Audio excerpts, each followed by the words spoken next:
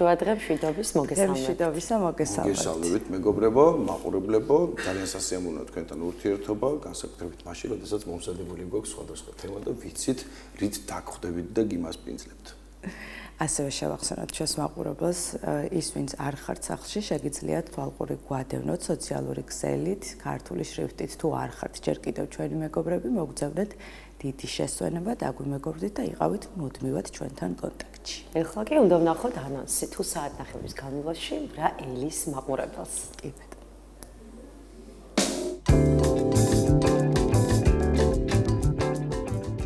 დღეს დიდი შესვენების ეთერში ნახავთ. 1 ოქტომბერი ხანდაზმულთა დღეა. ვნახოთ ქეთაჩოფლაშვილის რეპორტაჟი ღონისძიებიდან. გადაცემაში სტუმრად საქართველოს წითელი ჯვრის საზოგადოების ბათუმის ფილიალის ადგილობრივი პროექტების კოორდინატორი გიორგი ბოლქვაძე. ვარდისფერი ოქტომბერი ცნობიერების ამაღლების თვეა. სტუმრად ონკოლოგი თემურ გოგიტიძე. ბავშვის განვითარება, ინდივიდუალური და ჯგუფური თერაპიები. თემაზე ვრცლად ისაუბრებენ ფსიქოლოგი სალომე მელაძე და ქცევითი ანალიტიკოსი ნათია შაინიძე. როგორ ვითარდება თარგმან-მცოდნეობა. სტუმრად ბესეოს ჰუმანიტარულ მეცნიერებათა ფაკულტეტის დეკანი თეონა ბერიძე. და ბოლოს კანის სისუფთავის დღე. როგორ მოვუაროთ სახისკანს. თემაზე ვრცლად ისაუბრებს ექიმ-კოსმეტოლოგი ინეზა დიასამიძე.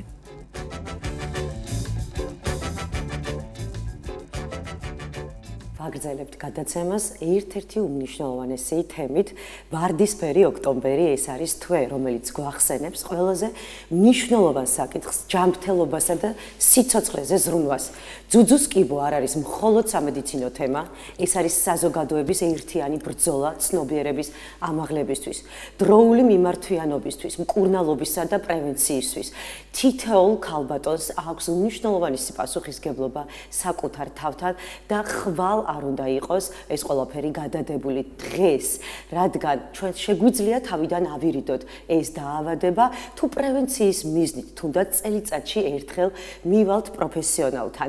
ამ თემასთან დაკავშირებით სტუმრად უნდა მოვიწვიო სტუდიაში თემურ გოგიტიძე, ონკოლოგი. მოგესალმებით ბატონო თემურ. მშვიდობისა მოგზადეთ. დიდი მადლობა რომ დაგვითმეთ რომ მოგზანდით, ვიცით რომ ძალიან დატვირთულ რეჟიმში ხართ. სტატისტიკის მიხედვით, აი ხა ვარდისფერი ოქტომბრის თვე არის აი ამ ძუძუს კიბოსთან დაკავშირებით და სტატისტიკის მიხედვით ცნობიერების ამაღლების კუთხით გაიზარდა თუ არა ქალბატონებში მუმართვიანობა საქართველოში. მოგესალმებით მაყურებელს პირველ რიგში და ასევე პირველ რიგში მინდა გითხრათ დიდი მადლობა რომ ყოველთვის ესე წინ ხარ და დღეს პირველი დღეა და უკვე ამაზე აქტიურად საუბრობთ და ეს არის ძალიან მნიშვნელოვანი და დიდი მადლობა ამისთვის თქვენ. ასევე სტატისტიკამდე კიდე ერთი რამდენიმე პოზიტიურად მინდა დავიწყო, იმიტომ რომ ძირითადად ოქტომბერი ვარდისფერია, ვარდისფერი ფერი არის პოზიტიური და ეს არის ძალიან მნიშვნელოვანი და საჩუქრებით მოვედი ესეთი ვარდისფერია ყველაფერი რა თქმა უნდა და საჩუქრებით ესეთი ვარდისფერი იქნება.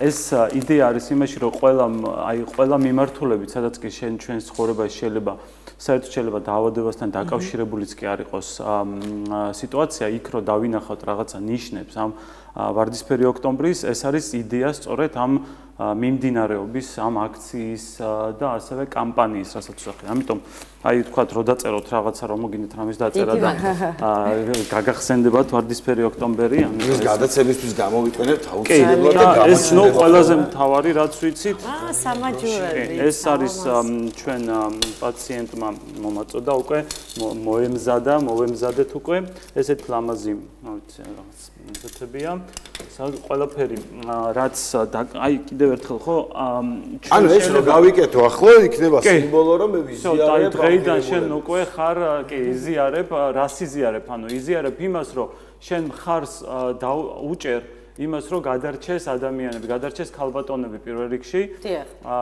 იმას ეს ასევე გამოხატავს რომ ჩვენ გულთან მიგვაქვს ეს პრობლემა და გვინდა რომ გადავჭრათ ეს გზები და ერთობლივად შეგვიძლია და ესეც მნიშვნელოვანია რომ აი გაერთიანება ნიშნავს იმას რომ ხალხს მხოლოდ ერთობლივად შეუძლია რომ ეს შეასრულოს და ხო ანუ ეს არის ძირითადი ribbon როგორ ქვია ინგლისურად ქართულად ბაფთა არის ალბათ უფრო რომელიც აი ეკრანზეც ხედავთ ბაფთა რომელიც ასევე განასახიერებს არის სიმბოლიკა ამ თვის დაუბრუნდეთ სტატისტიკას, ხო, პირველ კითხვას.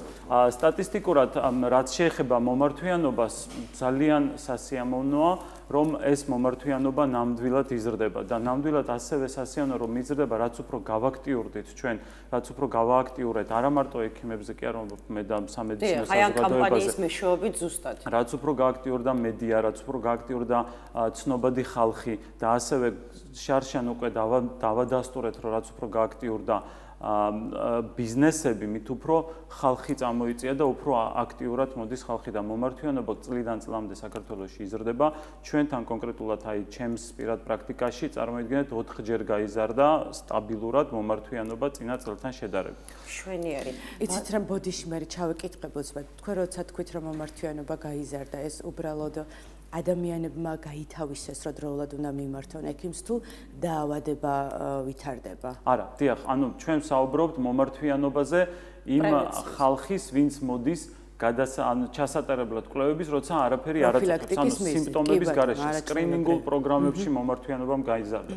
და სწორედ ძალიან კარგი შენიშვნაა, რომ ძალიან დიდია სხვაობა, როდესაც მომართვიანობა იმატებს მაშინ, როდესაც ადამიანს აწუხებს და იმის განსხვავებით, როდესაც არ აწუხებს. ესეთი მომართვიანობა სამწუხაროდ მე მოვესწარი, ესე ვთქვათ, იმდენი ხნის ვარ, რომ მოვესწარი, როდესაც ჩვენ მქონდა ძალიან რთული პერიოდები ცხოვრებაში, როდესაც თანხობრივად ძალიან უჭირდა ჩვენს ქვეყანას და ძალიან ბევრ ადამიანს რაღაც სიმპტომიც ჰქონდა და ექიმთან ვერ მიდიოდა და აი, როდესაც შემოვიდა შემდეგ სახელმწიფო დაზღვევები და ფინანსებები ცოტა წამოიწია ცხოვრების ფინანსურმა დონემ, დავინახეთ, რომ ძალიან ბევრი ხალხი თურმე რომელიც სახში ითმენდა ამ ყველაფერს სიმპტომებსა და დაავადებებს, შემდეგ უკვე გამოჩნდა ძალიან ბევრი დაავადებული და გვიან სტადიაზე პაციენტები. ეს რამდენიმე წელიწადში გადავიდა და დამშვიდდა ეს სიტუაცია და ეხლა უკვე ისეთ იმაში ვართ, რომ მომართვიანობა ძირითადად მატულობს სწორედ არასიმპტომური ხალხის და ძალიან მნიშვნელოვანია. ბატონო, გარდა იმისა, რომ წელიწადში ერთხელ მინიმუმ პრევენციის მიზნით უნდა მოვიდეს თქვენთან ქალბატონები, როდესაც აი ამას არასრულებენ, რას უნდა მიაქციოს ქალბატონმა ყურადღება, აი განგაშის ზარი, საიდან იწყება? ნახეთ, მე მინდა აი ესე ვთქვათ, ცოტა შევცვალო ხედვა, ეხა ამას ვაკეთებ უკვე ბევრი წელია, მეც სხვანაირი ხედვა მქონდა და შემეცვალა და ვცდილობ რომ შევცვალო ხედვა რა მხრივ, რომ არასდროს არც მარტო ძუძუს კიბოს არ ეხება სხვა სიმსივნეების მიმართებაში ჩვენ არ უნდა ვიყოთ ორგანიზებული განგაშებზე, იმიტომ რომ განგაშები ყოველთვის არის ძალიან გვიან სტადიებზე. გესმით, ან ძალიან მნიშვნელოვანია ეს და აი ყველამ უნდა გავითავისოთ. არა, ნახეთ, ანუ იმ ქვეყნებში, ანუ ჩვენ ვედრებით ეხა დღევანდელ დღეს ჩვენი სკრინინგული პროგრამა, ჩემი გეგმები, რა ვიცი, 5 წლიანი, 10 წლიანი ედრება მაგალითად ევროპულ ქვეყნებს, ან ასევე ამერიკას, ან ნუ იქ სადაც რეალურად ნაჩვენებია კარგი შედეგები მკურნალობაში.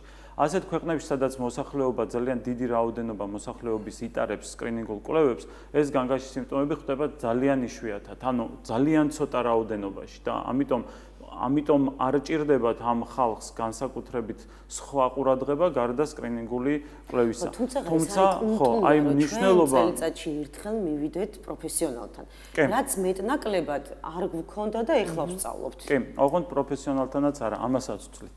უნდა მივიდეთ გამოკვლევაზე. გამოკვლევა არის ინსტრუმენტული კვლევა. ეს არ არის ექიმთან ვიზიტი, ეს არ არის მამოლოგის ნახვა, ეს არ არის მამოლოგის გასინჯვა, იმიტომ რომ დადგენილია, დადასტურებულია, რომ მამოლოგის გასინჯვა, რომ შევადაროთ კვლევას, არის, რა ვიცი, 10 ჯერ უფრო ნაკლებად ეფექტური. ამიტომ უნდა ვეცადოთ, გასაგებია, რომ ყველგან ყოველთვის ეს შეუძლებელია, მაგრამ უნდა ვეცადოთ, რომ 40 წლის ზემოთ, 40 წელზე უფროსმა ქალბატონებმა მამოგრაფია ჩაიტარონ, არ უნდა მამოლოგი, არ უნდა სხვა მამოგრაფია უნდა ჩაიტარონ 40 წლამდე სიმპტომების შემთხვევაში და რაღაც გენეტიკური ფაქტორების გავითვალისწინების შემთხვევაში ულტრაბგერითი კვლევა უნდა აი ულტრაბგერა თუ იტყვის რომ ულტრაბგერის ექიმი თუ იტყვის რომ თქვენ გჭირდებათ მამოლოგი ან ქირურგი, ან გინეკოლოგი, როგორც ეს სხვადასხვა ქვეყნებშია, მაშინ უნდა მიმართოთ ექიმს კლინიკური მხრივ, ხო? სწორად თუ გავიგე, ანუ ამ შემთხვევაში ტექნოლოგიები გვაძლევს საშუალებას, რომ იმდენად მიკროსკოპულ დონეზე აღმოაჩინოთ რაღაც პრობლემა საეჭვო, რომელიც შეიძლება არ იყოს სიმსივნე და იყოს რაღაც სხვა ამბავი, რომ მამოლოგი ამას ფიზიკურად ხელით კი, აი რო შევადაროთ, აი ნახეთ, ცას უყურებთ ხო იმაში ზღამეთ, ცას და ხედავთ ვარსკვლავებს, ხო? ტელეფონით გადაგვიღია ვარსკვლავები და დაგვინახია, რომ 100-ჯერ უფრო მეც ხედავს უკვე ტექნოლოგიები.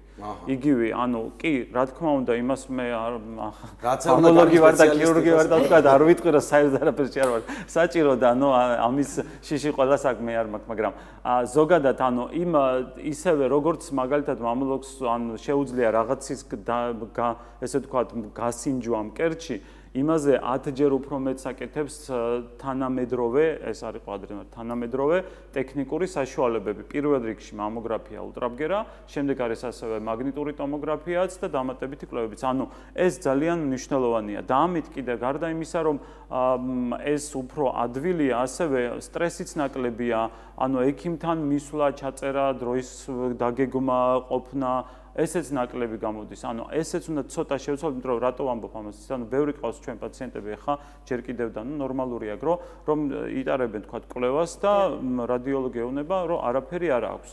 და შემოდიან მე ჩემთან იმისთვის რომ მე როგორც ექიმა, ანუ ის ექიმი არაა და მე ექიმი ვარ, რომ იმ ექიმ რომ მე როგორც კიდევ ერთხელ დაუდასტურო, რომ ნამდვილად არაფერი არ აქვს, მაგრამ ლოგიკურად რომ დავფიქრდეთ, ხო მე ხო იმ დასკვნის საფუძველზე უნდა უთხრა, რომ არაფერი არ აქვს. ამიტომ ჯობს ესე შემოვიდნენ, ვიდრე საერთოდ არ კი, მაგით ჯობია. ინსტრუმენტული კვლევის შედეგად მცირდება ერთი ექიმთან მოსვლის ასე ვთქვათ, საჭიროება, იმიტომ რომ თუ არაფერი არაა და პლუს კიდე ცხოვრების ხარისხი იმატებს, თუ აღნიშნეთ, რომ სტრესიც ერთ-ერთი ფაქტორია. და ფინანსურადაც ეს არის უფრო ხარჯ ეფექტური, ზოგადად ვიძახი, ადამიანისთვის, სადაზღვეოსთვის, სახელმწიფოსთვის, ვიდრე ის ძველი მოდელი, რაზეც ჩვენ ვიყავით მიჩვეული. და ნუ ესეც ერთ-ერთი ნახეთ, ესეც არის ინფორმირებულობის გაზრდა. იმ ხრივ, რომ რა არის ჩვენთვის პრიორიტეტული დღევანდელ დღეს, რა არის ახალგაზრდასთვის პრიორიტეტული. ხო, ატკივდა მკერდი რაღაცა იგზნო ძუძუში გოგონამ, რა ვიცი, 30 წლის, 40 წლამდე ჯობია უფრო ადვილად დაგეგმოს ვიზიტი ულტრაბგერით კვლევაზე და გაირკვეს ჭირდება თუ არა მას მამოლოგი, ვიდრე მამოლოგს უცადოს და შემდეგ კიდე რაღაცაები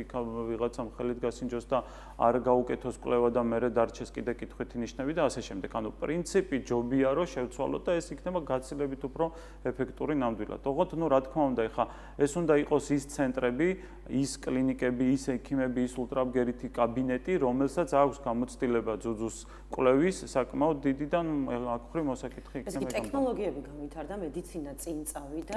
რა სიახლეებს ვაწყდებით ამ კუთხით, რაც ექიმებისთვის უკვე სასიხარულო ამბავია? არ ძალიან ბევრია, ახლა ვერ ჩავეტევით ამ გადაცემაში ყველაფერზე ვილაპარაკოთ, მაგრამ ვისაუბრებთ დიაგნოსტიკაზე რატომ? იმიტომ რომ ახლა ეს თვე ოქტომბერი არის დიაგნოსტიკის თვე, ხო, ანუ ისტორიულადაც ძალიან საინტერესო თემაა, რომ ისევე როგორც აი რაღაც დიდი გლობალური და ძალიან სერიოზული ამბავი ჩვენს ქვეყანაში ცხოვრებაში, რა ვიცი, სოფლიოში ხდება სამწუხაროდ რატომღაც ისეთი რა ქვია მაგას რთული ამბების მერე ეს მიმდინარეობაც ეს დაკავშირებულია ერთ-ერთ ქალბატონთან ახალგაზრდასთან, რომელიც 36 წლის ასაკში თუ არ ვცდები გარდაიცვალა ძუძუს კიბოთი, რომ ამერიკაში 80-იან წლებში არ იყო მაშინ ადრეული დიაგნოსტიკა ესე განვითარებული და მისმა დაამ ესე თქვა რომ მე აუცილებლად ყველაფერს ვიზამ რომ გავაკეთო რომ ადრეული დიაგნოსტიკა იყოს ცნობადი და დაარსა მისი დის სახელი სუზან ჯი კომენი არის ესეთი პაციენტი იყო ეს და სუზან ჯი კომენის ფონდი დაარსა რომელმაც დაიწყო ეს მიმდინარეობა. ნახეთ 80-იანი წლები ამერიკა, ხო? ანუ ერთმა ოჯახმა გადაუწყვეტა ძალიან ბევრი ადამიანის ბედი დადებითი. და დაიწყო იმის შემდეგ ეს ვარდისფერი მე ამას რა თქმა უნდა სახელმწიფო სტრუქტურებმაც ნუ ისა რა ქვია კიბოს ასოციაციამ მხარი დაუჭირა 85 წლიდან უკვე ოფიციალურად დადგინდა თვეც ოქტომბრის თვე და მას შემდეგ ეს ვითარდება და ვითარდება. ანუ ამას რატომ ამბობ? იმიტომ ამბობ რომ ვარდისფერი ოქტომბერი ყველაფერთან ერთად მაქსიმალურად არის კონცენტრირებული ადრეულ დიაგნოსტიკაზე, ანუ მაშინ იმ დამ რაც თქვა, ეს არის დღეს მნიშვნელოვანი. ამიტომ დიაგნოსტიკის ხრივ რა ხდება, ხო? ანუ დიაგნოსტიკის ხრივ ჩვენ ყველაზე მთავარი რაც ბოლო 2 წლის განმავლობაში და აი წელიწად ნახევარი რაც უკვე საქართველოში ძალიან აქტიურად ვიყენებთ და ყველასთვის უკვე ძალიან ნაცნობია, ეს არის ხელოვნური ინტელექტის დახმარება. ძალიან მაგარი რამეა, აი ვთვლი რომ ეს არის ერთ-ერთი ძირითადი ძალიან სერიოზული საკითხი და ძალიან მიხარია რომ მოვესწარი ამას, როდესაც ჩვენ ვიყენებთ აი მთელი ამ ისტორიული იმის ისტორიაში რაც კი მომხდარა დიაგნოსტიკური საშუალებები და მათ ცოდნას, ყველა ექიმის ცოდნას დღეს ჩვენთანაა და ჩვენ ვიყენებთ ამას ყველა პაციენტზე და ამით ხელოვნური ინტელექტი გვეხმარება უფრო ადრეულ ეტაპზე დავინახოთ ძუძუს კიბოს. საერთაშორისო სტატისტიკაა, სადაც 1000 პაციენტში დაახლოებით სკრინინგულ კვლევაში დაახლოებით 8 ძუძუს კიბოს პაციენტი ვლინდება ადრეულ სტადიას ვიძახით. წარმოგიდგენთ 1000 უნდა გამოიკვლიო, რომ 8 ძუძუს კიბო გამოჩნდეს. ეს მეორე მხრივ იმას ნიშნავს, რომ დანარჩენ ადამიანი მოვა, გადაიღებს და ჯანმრთელი წავა სახლში, მიიღებს პასუხს. ხო, ხვდებით, ეს არ არის ისე, რომ შენ სკრინინგზე მიხვედი და დიდი შანსი გაქვს იმის, რომ ძუძუს კიბო დაგინგდეს. პირიქით, ძალიან პატარა გაქვს ამის შანსი და ეს უნდა გამოძრავებდეს. შესაბამისად, 8 ძუძუს კიბოს ავრობდი. როდესაც დაემატა ხელოვნური ინტელექტი წამყვან ცენტრებში, 2 ძუძუს კიბოთი მეტი დაიწყეს აღმოჩენა. ანუ ეს ნიშნავს, რომ 2 ადამიანით მეტის გადარჩენა ხდება უკვე მსოფლიოში ყველგან და ჩვენთანაც. ეს არის და 8 მილიარდის გათვალისწინებით. ხო, ეს რო გავითვალისწინეთ, ხა საქართველოს, ხო, ჩვენ ნუ იდეაში ალბათ საქართველოში მიტესტება, რას ქვია, ანუ სკრინინგს იტარებს ალბათ 2000-მდე პაციენტი, ეს რო იდეალურად მივიყვანოთ და ყველგან რო გავაკეთოთ ხელოვნური ინტელექტის დახმარება, წარმოიდგინეთ, თვეში გამოვა, რომ 4 ადამიანით მეტი გადარჩება, ეს მინიმუმ გადარჩენაზე ვსაუბრობ და არა იმაზე, რომ ძუძუს კიბოს დიაგნოზს დაუსვამთ და შემდეგ იქნება რაღაცა სასიკვდილო დიაგნოზი, ეს იქნება გადასარჩენი დიაგნოზი 100%. ანუ ადრეული დიაგნოსტიკა ნიშნავს სიცოცხლეს და სიცოცხლის ხარისხს. ხო, და ადვილად მორჩენას, ამას ვიძახი სულ. ძალიან დიდი განსხვავებაა 6 მმ-იანი ძუძუს კიბოს მკურნალობაში და 16 მმ-იანი ძუძუს კიბოში. 16 ან 26. ხო, ხედავთ, მილიმეტრებზე ვსაუბრობთ მე. ჩვენ როდესაც აღმოვაჩენთ 6-7 მმ-იანი ძუძუს კიბოს, აი, რა ვიცი, ერთი ოპერაციით, პატარა დასხივებით რჩება ეს საავადება. ეს არის ძალიან დიდი მიღწევა დიაგნოსტიკაში, ჩემი აზრით და ბატონო თამარ, სიმპტომებს მინდა დავუბრუნდე, იმიტომ რომ ხშირ შემთხვევაში ხა ის რომ გვიან ვიწყებთ ხოლმე ექიმთან ვიზიტს, მაშინ როცა უკვე დაავადება შეიძლება უკვე სერიოზულად პროგრესირებდეს, ეს უმნიშვნელოვანესი პრობლემაა, მაგრამ დღეს არსებობს გარკვეული ინფორმაციები, რის საშუალებითაც, აი მაგალითად ჩვენც ქალბატონებს შეგვიძლია რომ ჩვენით რაღაცა გარკვეული წარმოდგენა დაგვრჩერს, გვაქვს თუ არა რაიმე პრობლემა მკერდის არეში, ხო? არასწორი ინფორმაციის გავრცელება, აი მაგალითად. ვიცით რომ თუ ტკივა ეს საშიში არ არის. თუ აღნიშნული რაღაცნაირად მარტივად რო აუხსნა რომ გაიგოს მაყურებელმა წერტილი იქნება თუ ბურცულა იქნება თუ არ თუ მოძრაობს ეს საშიში არ არის. აი ამით ვიმშვიდებთ ხოლმე თავს. ამას შევყავართ შეცდომაში და ამის გამო არის რომ აი მე შემდეგ ვახანგრძლივად პერიოდს ვიზიტს ექიმთან ვიზიტს შორის, ხო? აი ეს თქვენ მინდა რომ უთხრათ მაყურებელს რომ ეს არ არის გამოსავალი დავიმშვიდოთ თავი, იმიტომ რომ შეიძლება ტკივილმა გაიაროს, აღარ იმოძრაოს და შემდეგ აღმოჩნდეთ რომ უკვე დაგვიანებული გვაქვს. ხო, მაგრამ მაინც დადებითიდან დავიწყებ ისე. იმ მხრივ რომ ნახე, ტკივილის უმრავლეს შემთხვევაში ან კვანძის გასინჯვის უმრავლეს შემთხვევაში, აი უმრავლეს შემთხვევაში, სხვა დანარჩენი სიმპტომის შემთხვევაში სიმპტომისას უმრავლეს შემთხვევაში ეს არ არის ძუძუს კიბო. აი, უმრავლეს შემთხვევაში. ამას რატო ვამბობ? ამას იმიტომ ვამბობ, რომ თუ კი ადამიანმა ეს შენიშნა, არ უნდა ჩათვალოს იმ მომენტიდან, როგორც ეს ხოლმე ხდება, რომ ძუძუს კიბო მჭირს და ვკვდები.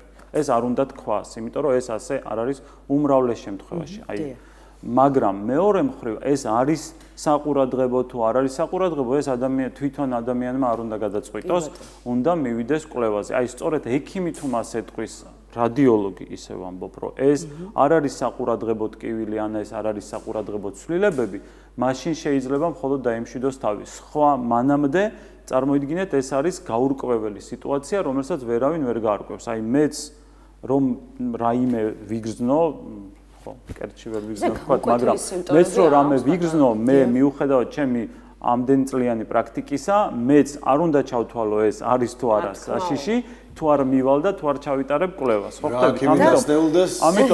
ამიტომ მართალი ხართ, აი 100%-იანია ეს, რომ არავინ თუ კი რაიმეს ცვლილებებს ხედავთ, არ უნდა გადავწყვიტოს ეს ჩვენით, არ უნდა გავჩერდეთ, რაც შეიძლება ადრე უნდა ვეცადოთ, რომ მივიდეთ დიაგნოსტიკაზე, თქვა დღეები, თქვა ერთი კვირა, ორი კვირა შეიძლება თეორიულად დაველოდოთ ასევე ციკლის დალოდებაც ისეთი საკითხია. ნახე, ეს ფსიქოლოგიური ამბავია, იმიტომ რომ ადამიანი რაღაცნაირად ცდილობს, რომ რაღაცით გადადოს, რაღაცით გაამართლოს. ეს ნორმაა, ეს ამას ვერაფერს ვერ უზამ, მაგრამ უნდა ვეცადოთ, რომ ამასაც რაღაცნაირად ვებრძოლოთ. ხო, აი ზოგჯერ არის ესეთი გაგება, რომ ჩემთან მოდიან და მითხრეს, რომ ციკლს უნდა დაელოდო და დაელოდა 5 ციკლი გავიდა, 6 ციკლი გავიდა და აი გადადო, აი ვერ მოახერხა კიდე. როდესაც ასეთ სიტუაციაში ხარ, ჯობია არ დაელოდო საერთოდ არანაირ ციკლს. არ არის ეს გადამწყვეტი, იმიტომ რომ თუ ცუდია ჩანს ციკლის ნებისმიერ ფაზაში. და ჯობია მიხვიდე და ექიმს მიცე იმის საშუალება, რომ გადაწყვიტოს ეს საყურადღებო არის თუ არ არის. და შემდეგ უკვე თუ კი გეუნება, ნუ ექიმი რომ ეს არ არის საყურადღებო, შეიძლება უფრო მშვიდად და უფრო მეტი დროის ან გენეტიკური ფაქტორები რომ მოქმედებს, ვიცით ამ თემასთან დაკავშირებით. ასევე ჯანსაღი ცხოვრების წესი, რომელზეც სულ საუბრობთ ყოველდღიურად, განსაკუთრებით ჯანსაღი ცხოვრების წესიდან რა უნდა გაითვალისწინოს ადამიანმა, აი ეს მავნე ჩვევები რომ თავი დაანებოს. ნუ რა თქმა უნდა, სიგარეტის მოწევა ეს პირველი.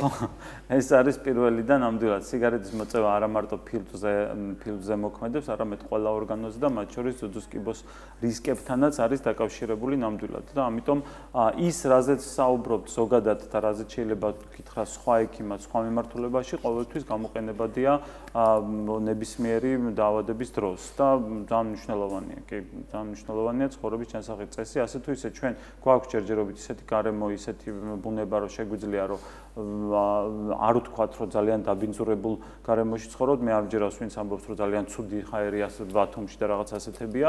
ვიცი კვლევები მაქვს ნანახი, რომ მშვენივრად ცხოვრობთ ნორმალურად, მივხედოთ მხოლოდ ჩვენ საკვებს და იქნება ყველაფერი კარგი. მოკლედ ძალიან დიდი მადლობა, მაყურებელს კი ვეთქვით, ეს ზუსტად იმ თემათაგანია, რომელიც თუ შუაში წააწყდით, აუცილებლად უნდა ნახოთ თავიდან და გაუზიაროთ სხვებსაც, არა მარტო ახლობლებს, არამედ უცხო ადამიანებსაც, იმიტომ რომ შესაძლებელია, როგორც მივხვდით, ამდენი წელია, რომ თქვენ ლაპარაკობთ ამაზე, არხები ლაპარაკობენ ამაზე, რომ დავიყვანოთ მინიმუმამდე და საერთოდ პრინციპში გავაქროთ პრობლემა, რომ ამ ერთი პატარა პრობლემის გამო, რომელიც დიაგნოსტიკის დასაწყისშია, შევიქმნათ უშუალოდ საფრთხე ცხოვრებაში. და ჩვენ ძალიან ხშირად საუბრობთ ხოლმე მხოლოდ ქალბატონებზე და მე რამდენადაც ინფორმაციას ვფლობ, მამაკაცებში არის მკერდის კიბოს რისკები, ხო? როგორც ძალიან დაბალია იმდენად, რომ აი ხა awareness-ი, ანუ ეს განსაკუთრებული ყურადღება ჭირდება ქალბატონებს უფრო მეტი, კაცებს ამ ყურადღება არ ჭირდება.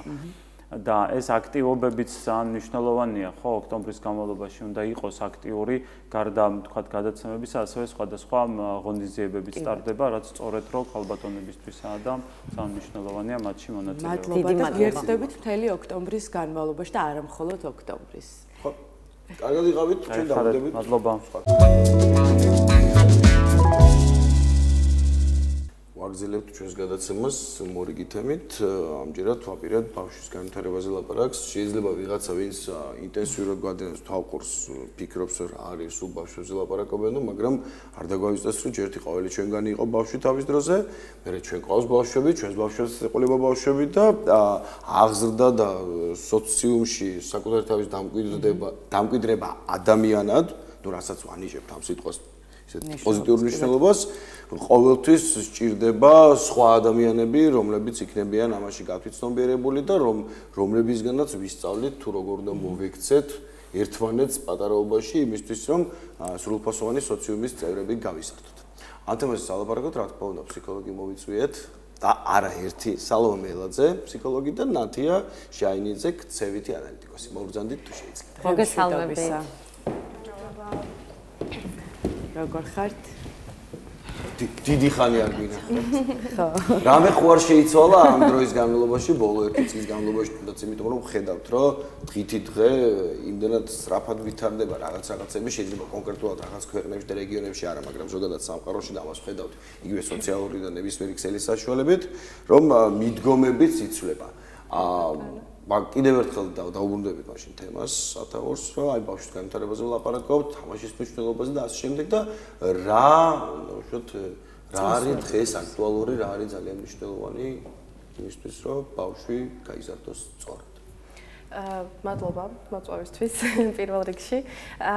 იცით რა, ძალიან ახსენეთ, რომ ბევრჯერ ვლაპარაკობთ ბავშვებზე, მაგრამ ძალიან მნიშვნელოვანია და უნდა ვილაპარაკოთ ძალიან ბევრჯერ ბავშვებზე, განსაკუთრებით იმაზე, თუ რა საჭიროებები აქვთ ბავშვების გავითარების მხრივ ჩვენს ქვეყანაში მით უმეტეს.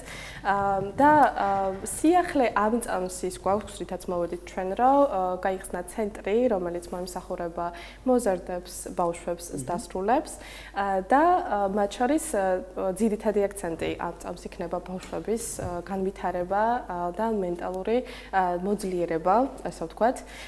რის შესახებაც მოგაწოდებთ ინფორმაციას, იმიტომ რომ როგორც ვიცით, ბათუმში მაინც არ არის, არის ბევრი ცენტრი, ძალიან კარგი მომსახურების მაგრამ რა თქმა უნდა არ არის საკმარისი, იმიტომ რომ ბევრი სირთულე არის ზოგადად ადამიანის ცხოვრებაში და რაც უფრო სწრაფად მოვახდენთ ამაზე რეაგირებას, რაც უფრო ადრეულ ეტაპზე, მით უფრო უკეთესია. და რაოდენობრივადაც ვიზრდებით ქალაქში და ახლა რამდენი ცენტრიც არ უნდა იყოს, სტადიონის ხელა ცენტრებს ვერ ააშენებს. შესაბამისად, გინდა არ გინდა ბევრია, საჭიროებაც მოითხოვს როგორც მე. და კონკრეტულად რას ემსახურება ეს ცენტრი და რა განვითარების ეტაპებს გაივლიან ბავშვები აქ? ცენტრი იქნება მრავალპროფილური, იმიტომ რომ ძალიან იშვიათად ხვდებით ძირითადად ისეთ ცენტრებს, სადაც მომსახურებას მიიღებენ როგორც ბავშვები, ასევე დასრულები და მოზარდები.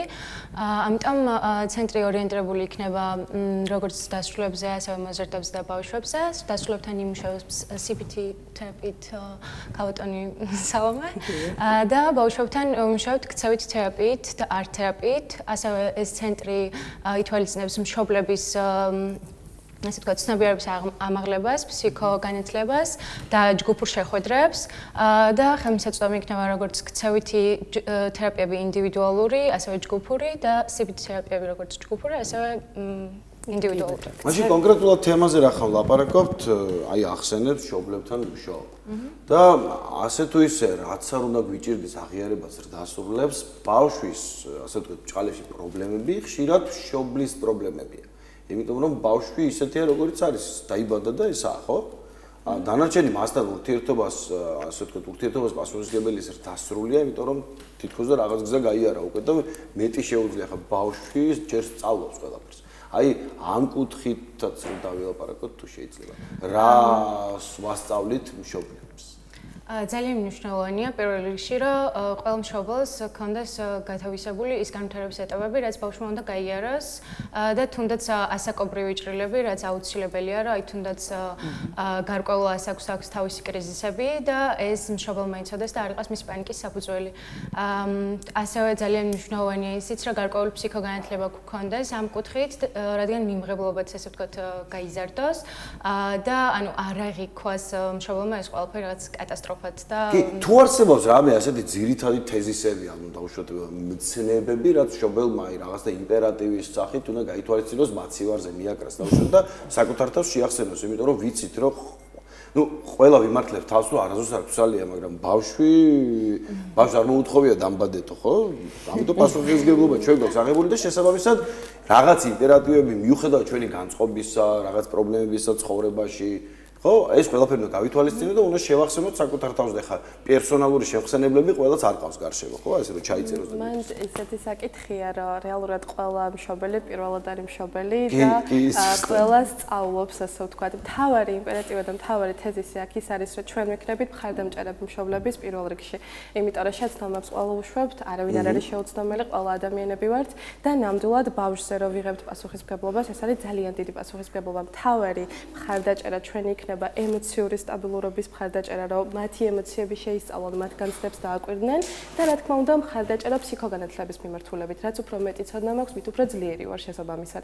და შესაბამისად მე თვითონ გავწერმე უკვე რა არის მნიშვნელოვანი ჩემს ბავშვთან სამუშაოდ, სასაუბროდ და ასე შემდეგ. ფსიქოგანათლება შეიძლება ბევრს ესმის, ახლა მაყურებელს დარწმუნებული ვარ, ახლა დღეს თვითონ ეს ინფორმაცია ყველგან, მაგრამ რა იგულისხმება ფსიქოგანათლებაში? ანუ დიპლომი უნდა ავიღო ფსიქოლოგის დაუშვა.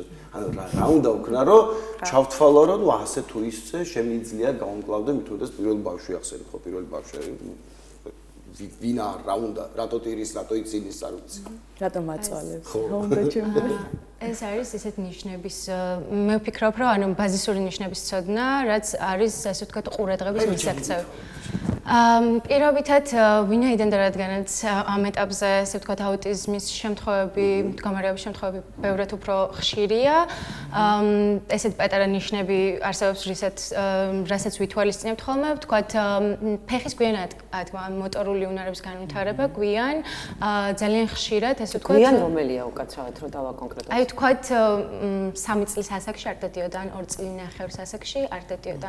როდესაც მოტორულ უნარებზე არის ძალიან ბევრი განვითარების უნარები, ესე ვთქვათ, მიჯაჭვული, ამიტომ თუ ეს განვითარდა გვიან ასაკში, შესაბამისად ეს ცოტათი წითელი დროშაა, ესე ვთქვათ, მშობლისთვის. ანუ ჩაგეკითხებით ხშირ შემთხვევაში, ეხლა რაზეც საუბრობთ, მშობლები არიდებენ ამ პრობლემებს თვალს, რომ აი ჩემი შვილი სწორად ვითარდება, სწორად მიდის ყველაფერი და ამ დროს შეიძლება პირიქით დათვურ სამსახურს უწევდეს და როდესაც ჩვენი ინფორმირებული ვართ ამ კუთხით, რომ 2 წლინახევრის ბავშვი თუნდაც უნდა საუბრობდეს, ან გამოხატავდეს იმ თვისებებს, ქცევითი თერაპევტი ბრძანდებით კარგად შეაფასებთ უკეთესად და აუხსნით კიდევაც, რომ მშობლის ინფორმირებულობა უკვე ბავშვის ჯანმრთელობაზე კარგად მოქმედებს. დიახ, რა თქმა უნდა, რადგან ანუ რაც უფრო მეტად ვიცი, მაგალითად, რომ ჩემი შვილი, ვთქვათ, 3 წლის ასაკში, აი ამას და ამას უნდა აკეთებდეს, გარკვეული ასე ვთქვათ, ეტაპობრივად რას უნდა აკეთებდეს, მით უფრო უკეთ ვიქნები განწყობილი, რომ ანუ რა რეაგირება უნდა მოახდინა ამ შემთხვევაში. არის კიდევ გარკვეული ნიშნები, რასაც აი ყურადღებას ვაქცევთ მაგალითად, რომ აი სტერეოტიპული ქცევა, რასაც ვეძახით თუნდაც ეს განმეორებითი ქცევები, ან რაღაცების დამწყვრივება, ვთქვათ, ან აი სარცხის ტრიელის რაღაცების ყურება. ანუ ძალიან დიდი ყურადღება გვართებს, როგორც მივხვდი, ანუ რაღაც ინტერესის გამოხატვასა და სტერეოტიპულ მოქმედებებს შორის, ხო, იმიტომ რომ ახალსარეს მანქანას ყველა მისჯერებია. არა, ხო, ეს არ არის ისეთი, ესე ვთქვათ, საკითხი, რომ რადგან ბავშვი უყურებს, აუცილებლად აქვს, ნუ ეს არ არის, თქმა უნდა, მაგრამ გარკვეული, ესე ვთქვათ, ნიშნების კომპლექსი არსებობს, რომ აი, ვთქვათ, 3-ზე მეტი თუ გამოუვლინდა, უკვე კარგი იქნება, რომ ყურადღება. აი, ხშირ შემთხვევაში ჰიპერაქტიული და აქტიური ბავშვი რო არ აგვერიოს ერთმანეთში. იმიტომ რომ ხშირად ხდება ხოლმე, რომ აი აქტიურ ბავშვს ეძახიან ჰიპერაქტიულ ბავშვს. ეს პრობლემა ძალიან ხშირია, იმიტომ რომ ზოგადად ამის დიაგნოსტირებაც საკმაოდ რთულია და რაღაცა ეტაპზე, ანუ კვლევებით და ესე ვთქვათ, ყველა კუთხით კონფერენციებზეც ხშირად იყო ამის საუბარი, რომ არ არის ყველა ესე ვთქვათ აქტიურობის დროს მედიკამენტი დასანიშნავს შემდეგ, მაგრამ ამის დიაგნოსტირება უშუალოდ ფსიქიატრის და ნევროლოგის ესე ვთქვათ საქმეა და არა ჩემი. კი ბატონო, ანუ თანამშრომლობთ რაც მომდა. კი, რა თქმა უნდა. ნუ საკითხი აქ მაინც ის არის, რომ რაც უფრო სწრაფად მოხდება რეაგირება, ინტეგრაცია, ჩართულობა, ყურადღების მიქცევა, თუნდაც ნებისმიერ საკითხზე, მით უფრო უკეთესი, იმიტომ რომ ჩვენთან მშობლებს ძირითადად ის აქვთ, რომ ეშინიათ რაღაცა კონკრეტული უარყოფითი პასუხის გაგება, ხო, რაც მათთვის უარყოფითი ემოციების გამომწვევია, მაგალითად, რომ შეიძლება დიაგნოზი ჰქონდეს ბავშვს, რაც ძალიან ბუნებრივია, იმიტომ რომ ჩვენი ბავშვია, გვიყვარს ძალიან და გვინდა რომ ძალიან კარგად იყოს და ჯანმრთელად იყოს.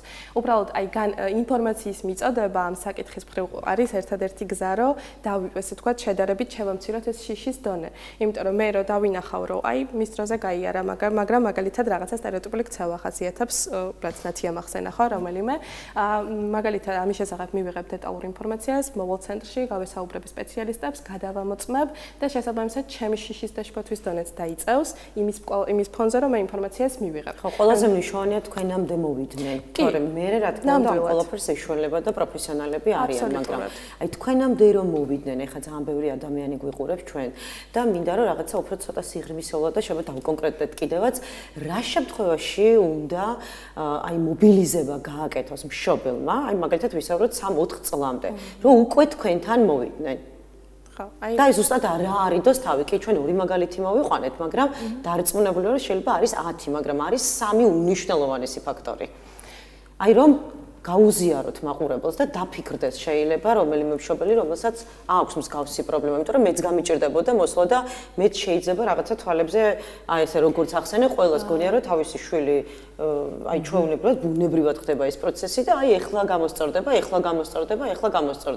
და ამ დროს პრობლემაა. მან რეალურად რაც ნათია მახსენა ეს რამდენიმე ფაქტორი ის თუ განვითარების ეტაპები შემიძლია წავიკითხო მაგალითად ბევრი წიგნი არსებობს, გავსი ბევრი ინფორმაცია არსებობს ინტერნეტში, როგორ ვითარდება ბავშვი ასაკის მიხედვით ეტაპობრივად. გავიკეთეთ რომ მაგალითად აი უჭირს სიარული ეს ერთი. კი, ერთი არის გვიან იწყებს ფეხის ადგმას, გვიან იწყებს საუბარს, თუმცა ჩვენ ბორჯერ შევხვედრივართ გვიან უსაუბრიათ და ხშირად ამბობენ ხოლმე აი ბიჭები უფრო გვიან საუბრობენ. მამამაც გვიან დაიწყო საუბარი მსგავსი. გენეტიკური ფაქტორიც არის ხო ალბათ, მაგრამ თუ ესე მითია ეს მშობლების მიერ. გენეტიკური ფაქტორიც არის კი და სხვა შორისო გვიან საუბრის საკითხზე ძალიან ესეთი თემა ჩემი აზრით აუცილებლად სათქმელია. ხშირად გოგონების დიაგნოსტირება ხდება ბევრად უფრო გვიან, ზუსტად ამ სტერეოტიპების გამო, იმიტომ რომ ძირითადად გოგონები უფრო მორცხვები არიან და თავიანთ სიმორცხვეს აბრალებენ იმას, რომ აი არ საუბრობს და გვიან დაიწყებს და ასე შემდეგ და შემდგომ ხდება უკვე დიაგნოსტირება. 3 წლამდე ზოგადად დიაგნოზის დასმისგან თავს იკავებენ და არის მე იმიტომ რომ ძალიან გავს ერთმანეთს განვითარების შეფერხება, აუტიზმი, ამის დიფერენცირება, ანუ განსხვავება აუცილებლად უნდა მოხდეს. შესაბამისად 3 წლამდე ყველა იკავებს თავს, რომ ესე ვთქვათ, ამის დიაგნოზი დაიწერას, 3 წლის შემდეგ იწერება დიაგნოზი უკვე, როდესაც რაღაც დახმარება, ესე ვთქვათ, უკვე ჰქონდა ბავშვს, ქცევითი თერაპიის თუნდაც და ან შედეგები არ არის, ну, ესე ვთქვათ, საკმარისი. შეიძლება აქედან დასკვნა გამოვიტანოთ, რომ აი თქვენ ახსენეთ, რომ შობელში შფოთვა როდესაც ინფორმირებულია ნაკლები შფოთვა და ამ შფოთვის ფილტრს რომ მოიხსნის, ხო, გაცილებით სწორად უყურებს პრობლემას და შესაბამისად ეს პრობლემა აღმოფხვრადია, იმიტომ რომ სრული პოტენციალის, ასე ვთქვათ, რეალიზება ნებისმიერ ადამიანში ხდება შედარებით მშვიდ პროცესში და როდესაც მithut ეს ბავშვისთვის მნიშვნელოვანი არსებენ მშობლები მშვიდად უყურებენ ამას და ყველა საჭირო პროცედურას დროულად ატარებენ, ვინ და როგორიც არ უნდა იყოს სტარტთან აუცილებლად მოახდენ რეალიზებას მთელი პოტენციალის რაც გაგაჩნია, ხო? ხა მეც ვერ ვირბენ დავუშვათ უსეინ ბოლტივით, მაგრამ ნუ ბოლო-ბოლო ავტობუსს მაინც დავეწევი გაჩერებაზე, ხო? კი ბატონო. ამიტომაც დასრულებთანაც ინტეგრაცია ზუსტად ძალიან მნიშვნელოვანია იმ მხრივ, რომ ჩვენი ემოციები რაღაც მხრივ არეკლადი გადამდები არის, მათ შორის მშობლის ემოციას ირეკლავს თქმა უნდა ბავშვიც. კი, მათ შორის შფოთვას, სიხარულს, ბედნიერებას და ასე შემდეგ.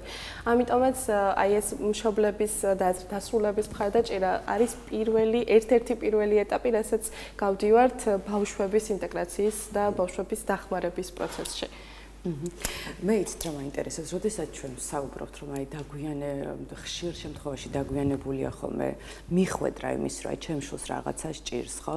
და აღვიქვა პრობლემა, ნამდვილად პრობლემა. ამისთვის უნდა ვიცოდე, რომ ეს გარკვეული ქმედება თუ მდგომარეობა არის პრობლემა, ხო?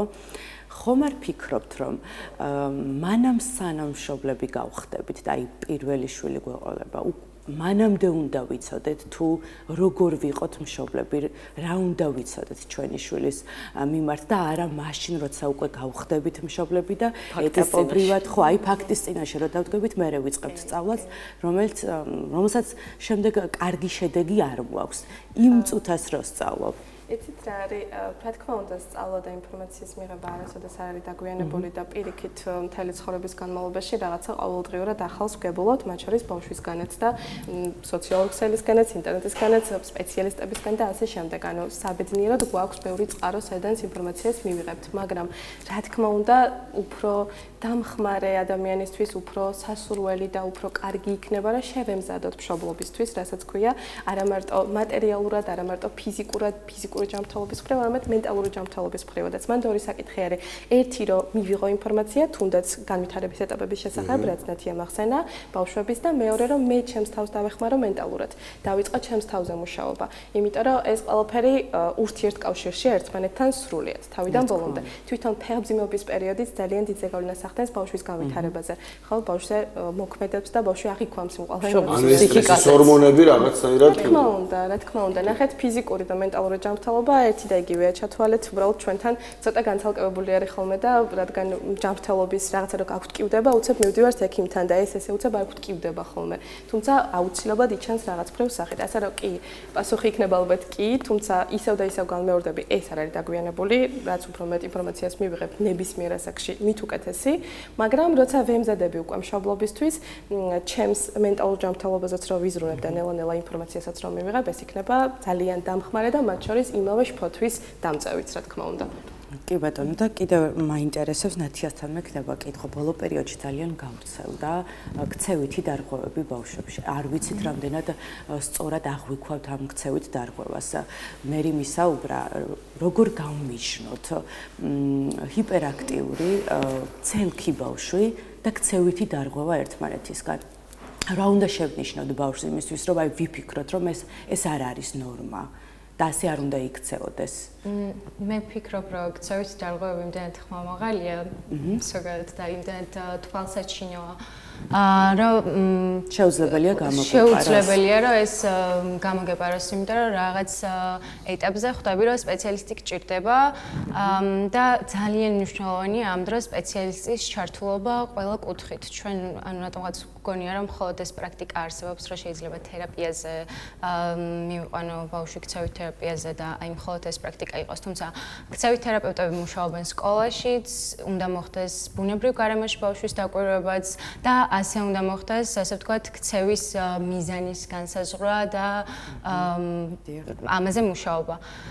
შესაბამისად, ეს იქნება ისეთი ხმამაღალი, ასე ვთქვათ, ბრჭყალებში ხმამაღალი და იმდენად შესამჩნევი და თვალსაჩინო, რომ მგონია, რომ ყველა მშობელი ძალიან მალე მიხვდება, თუ რა თქმა უნდა, ეს უარყოფის ეტაპი არ აქვს, რომ მაგრამ თქვენ ახლა ალბათ უფრო უკიდურეს მდგომარეობამდე საუბრობთ, ხო?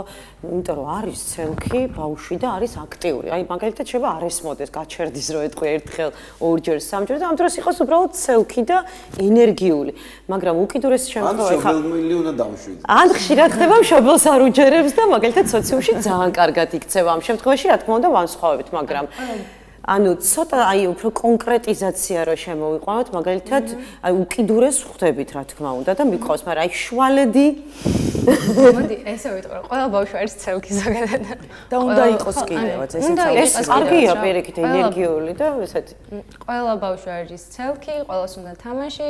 აი წეგან მშობლების შესახებ რაღაც ის ახსენეთ კონკრეტული, რომ აი მაცივარზე რაც უნდა გავაკრათ, არის ის, რომ ანუ ჩემი შვილია და მე უნდა ვითამაშო მასთან ერთად და დღის რაღაცა თუნდაც 20% უნდა მქონდეს იმისთვის, რომ მე ჩემ შვილთან ერთად ვითამაშო, იმიტომ რომ ხშირად არის ხოლმე შემთხვევა ზუსტად ეს, რომ ანუ ეს მოზღვავებული ენერგია არის მიბმული მიზანზე, რომ მე ყურადღება მივიღო ჩემი მშობლებისგან, რომლებიც სამსახურიდან თუნდაც დაღლილი მოვიდნენ და ნუ მანიპულირებს. მე მგონია რომ ეს და შენთვის არცალია, ბავშვისთვის აბსოლუტურად გაუგებარია, როგორც მე ვთქვი, ხო, იმიტომ რომ აქ ვარ მე, ამ ხელა რაღაც რომელსაც უყვარხარ აი ეს თვალები გაფართოებული. რა თქმა უნდა და მით უმეტეს თუ კი გავითვალისწინებთ, რომ ყველა ადამიანი რეალურად ვიბადებით ძალიან ეგოცენტრიკად. დიდებსაც გვინდა ყურადღება.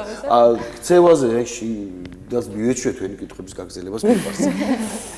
და თამაში ყოველთვის აი სტუმრად რო გყავს ფსიქოლოგი თქვენ ხართ თუ სხვა ყოველთვის აქცენტს ვაკეთებთ იმაზე რომ თამაში ნებისმიერ ასაკში პრინციპში განვითარებისკენაა მიმართული თან როდესაც ყველაფერი შეფუთულია სახალისოდ ხო როდესაც აი ესე პირდაპირ აი ესე შუბლში არ ხდება რაღაც და შეგვიძლია თამაში და ბავშვისთვის ეს განსაკუთრებულად მნიშვნელოვანია იმიტომ რომ მისი შეცნობის სამყაროს შეცნობის ინსტრუმენტი არის თამაში ხო იმიტირება რასაც დიდები აკეთებენ აი ამ თამაში რას შეიძლება დაუშვათ მშობელმა განსაკუთრებით მიაქციოს ყურადღება გასაგებია სპეციალისტთან რომ მივალთ მე იქ უკვე რაღაცებია მაგრამ მანამდე რა შეიძლება გააკეთოს რა ტიპის თამაში შეთავაზოს მაინც დედაშვილობანას გარდა ხო 1000 სხვა თამაშია და რა შევთავაზოთ ისეთი დრაში მივიღოთ მონაწილეობა რომ ზუსტად ვიცოდეთ რომ აემით მისთვისაც უკეთეს გარემოს ხვით და თან კონტაქტს ვაყარებთ ხო თამაშით ხო მეგობრდებით პირველ რიგში რაც უნდა გაითვალისწინონ ჩემი აზრით არის ის რომ ფუნქციური თამაში იყოს ეს რა ან საგნები რომლებსაც ვიყენებთ თამაშის დროს აუცილებლად უნდა იყოს ფუნქციურად გამოყენებული. აი თუ მაგალითად მე მანქანას ვიყენებ როგორც ჯაგრის, ეს არ არის ფუნქციური თამაში რა, აუცილებლად. შეიძლება დიდ ეხუმრო ასე, ხო? ხო, დიდ შეიძლება ეხუმრო ასე ეს. ამიტომ აუცილებელია რომ ფუნქციურად თამაში დაისალოს, რომ კუბიკი უნდა დავადოთ, რომ მანქანა უნდა გავაგოროთ და ეს თამაშების გამოყენება უნდა შეძლოს მაქსიმალურად ფუნქციურად. ეს არის მნიშვნელოვანი რაც უნდა იცოდნენ და ჩემი პირადი რჩევა იქნება მაგალითად, რომ ყველა სათამაშოს აბსოლუტურად აწერია ასაკობრივი ჯგუფი, თუ რა ასაკობრივი ჯგუფისთვისაა განკუთვნილი და ხშირად აკეთებენ ხოლმე მშობლები ესე, რომ თუ ბავშვი არის 3 წლის, აძლევენ 6 წლის ან 5 წლის ბავშვების სათამაშოს, რადგან გონიათ რომ ეს დაეხმარება. ამ დროს ანუ არ დაეხმარება, ყველა უნდა მიუყვეთ ეტაპობრივად, რა თქმა უნდა, იმიტომ რომ ეს ეტაპები არის მნიშვნელოვანი, რომ გავიარო, შეიძლება ეხა არ გამოჩნდეს, მაგრამ ანუ რამოდენიმე წლის შემდეგ ამ ეტაპების გამოტოვება მოიტანოს საკმაოდ ცუდი შედეგი. ზუსტად როგორც უკვე მშობელი და ალბათ ბევრი დამეთანხმებით ამაში, რომ ერთის მხრივ გვესმის ხო სპეციალისტებისგან თქვენგან განსაკუთრებით, რომ წვრილი მოტორიკა პირდაპირ დაკავშირებულია განსაკუთრებით ხელისთითების ტვინთან და რაც უფრო კარგად მოქმედებ, მით უფრო კარგად ვაზროვნებ და პირიქით მოკლდეს ყველაფერი ესტრიალებს. და მეორე მხრივ არის ასაკობრივი აკრძალვა და მშობელს ეს რომ ესმის, ანუ როგორ შეიძლება თავი შევიკავო იქე და რომ დავუშვათ მე პატარა ლეგო კი არ გადავაყლაპებ, იმიტომ რომ გვერდზე ვიქნები და ეს პატარა რაღაცეები აკეთოს, იმიტომ რომ სწრაფად განმივითარდეს. ეგ არის ზუსტად რომ ეგ არ არის ხელშემწყობი სწრაფად ანუ პირდაპირ ხაზი არ არის ესეთი. ნახეთ, აქ ცოტა კატეგორიული პასუხის გაცემა რთულია, იმიტომ რომ ყველა ბავშვი ინდივიდუალურია, განვითარების მხრივადაც და ზოგადად ხასიათით ყველანაირად ხო? რომ განსხვავდებით ყველა ერთმანეთისგან, მაგრამ ესე პირდაპირ ხაზი არ არის ესე რომ აი რაც უფრო მაღალ ასაკის რაღაცა სათამაშოს მივცემ, უეჭველად ეს შეუწყობს ხელს განვითარებაში. განვითარებაში ხელს შეუწყობს ის, რომ ის ასაკი, რაც აწერია სამაგიდო თამაში იქნება, ეს თუ როლური თამაში იქნება თუ ფაზლი, არ აქვს მნიშვნელობა იმ ასაკით ვეთამაში და მე ვიყო ინტეგრირებული პლუს ამაში როგორც მშობელი. მე მქონდეს მასთან თვალით კონტაქტი, მე მქონდეს მასთან კომუნიკაცია, მე მქონდეს მასთან ჩართულობა თამაში და ეს არის პირველ რიგში ჩემი აზრით ყველაზე მხარდამჭერი და დამხმარე განვითარების მხრივ, იმიტომ რომ ამ თამაშს არა მხოლოდ განვითარება მენტალური მოყვება, არამედ ემოციური მხარდაჭერაც მოყვება, რაც ემოციური ინტელექტსა და ზოგადად აი რახან ემოციას ახსენებთ, მინდა გავამახვილო ყურადღება, რაც მანამდე თქვით, ხო? ყველა სათამაშოს მისი ფუნქციური დატვირთვა აქვსო და მანქანაში არ უნდა დავრეკოთ მაგალითად, ხო? თუმცა არის მეორე მხარე, აი ემოციურ კონტაქტზე როდესაც ბავშვი ხედავს, რომ ხედავ უпростоრად მშობელი, რომ აშკარად ანუ მისი ფანტაზია გადის ან ცოტა ტყუილები ხო ხდები და აი როგორც ერთობა ხოლმე იმით, რომ შესაძ მართლა მანქანას იღებს და თითქოს ალოს ამბობს და გიყურებს შენ რა რეაქცია გექნება. აყვები თუ არა და ანუ არ ვიცი აქ საგან გაშო როდის ხდება ეს ყველაფერი, მაგრამ აშკარად ხედავ რომ დანიშნულების მიღმა იყენებს ნითებს, ოღონდ თან ეშმაკურად გიყურებს თუ რა რეაქცია აქ რა შემოსწორო და უთქვა და არა ეს მანქანაა და ეს ტელეფონი არაა თუ გავყვეთ იმისთვის რომ უფრო ახლოს ვიყოთ და ვიცოდეთ რომ ჩვენ შეგვიძლია ერთმანეთთან ასე ვიხმაროთ. ვფიქრობ რომ ძალიან სიტუაციური გარემოება მივხვდებით, როდის იყენებს ესე ვთქვათ ფუნქციურად არაფუნქციურად სათამაშოს და მუდმივად მანქანას კი არ აგორებს, არამედ ტელეფონის მსგავსად იყენებს, ხო? და მივხვდებით, როცა გვეთამაშება, ვხუმრობთ და გართობის მხრივ აკეთებთ, ამას შეიძლება ავუყვეთ თავისუფლად და ჩვენც გავეხუმროთ ამაში. ანუ ეს არ დააზიანებს თუ ალბათ. ხო, ანუ ამაში დამაზიანებას მე პირადად ვერ ვხედავ ვერაფერს, თუმცა მნიშვნელოვანია ისიც, რომ დავაკვირდეთ როგორ ხდება, ხო? ბოლო კითხვასაც დაგისვენეთ და დაგემშვიდობებით, ეხლა ჩვენ ვახსენეთ, რომ ნაადრევად არ შეიძლება იმ სათამაშოების მიწოდება ბავშვებისთვის რა ასაკიც აწერია და არ არის იმ ასაკის. ეს განმაპირობებელია იმის თუ არა, ჩვენ როდესაც ვხვდებით 14-15 წლის მოზარდებს, უკვე თითქოს როგორც ქალბატონები ისე გამოიყურებიან და შესაძლებელია დავფიქრეთ, რომ ბავშვს ბავშვობა აღარა აქვს და ყველა ეტაპს ჭირდება ის, რომ ბავშვი იყოს, თინეიჯერი იყოს და ქალბატონი იყოს. ხო, მან ისეთი საკითხია, რომ ძალიან ზოგადი საკითხია, რაზეც კონკრეტული პასუხის გაცემა ყოველთვის გვიჭირს გამომდინარე იქიდან, რომ თაობა ვითარდება, რაც უფრო იზრდება თაობა, მით უფრო ვითარდება აქსელერაცია ხდება ამის, ხო?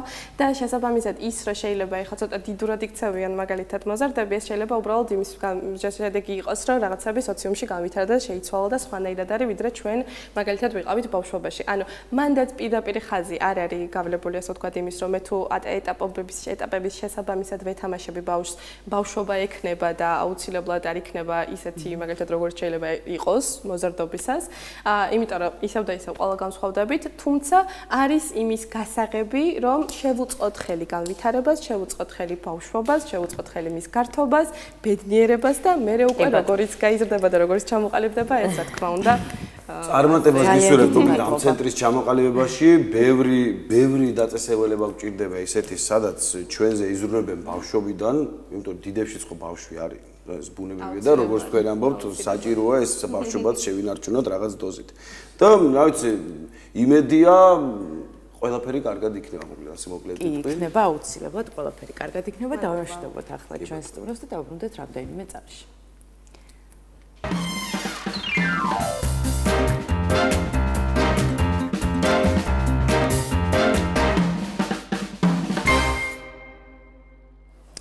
ვაგრძელებთ ესე იგი გადაცემას მორიგი საინტერესო თემით. დღეს არის ხანდაზმულთა საერთაშორისო დღე და ამ დღის მნიშვნელობაზე უნდა ვისაუბროთ, თუ რა როლი აკისრია ზოგადად ასეთ დღეებს, აი როდესაც წესდება რაღაცა გარკვეული საერთაშორისო დღე, ან ეთმობა თვე, ან კვირა, ხო?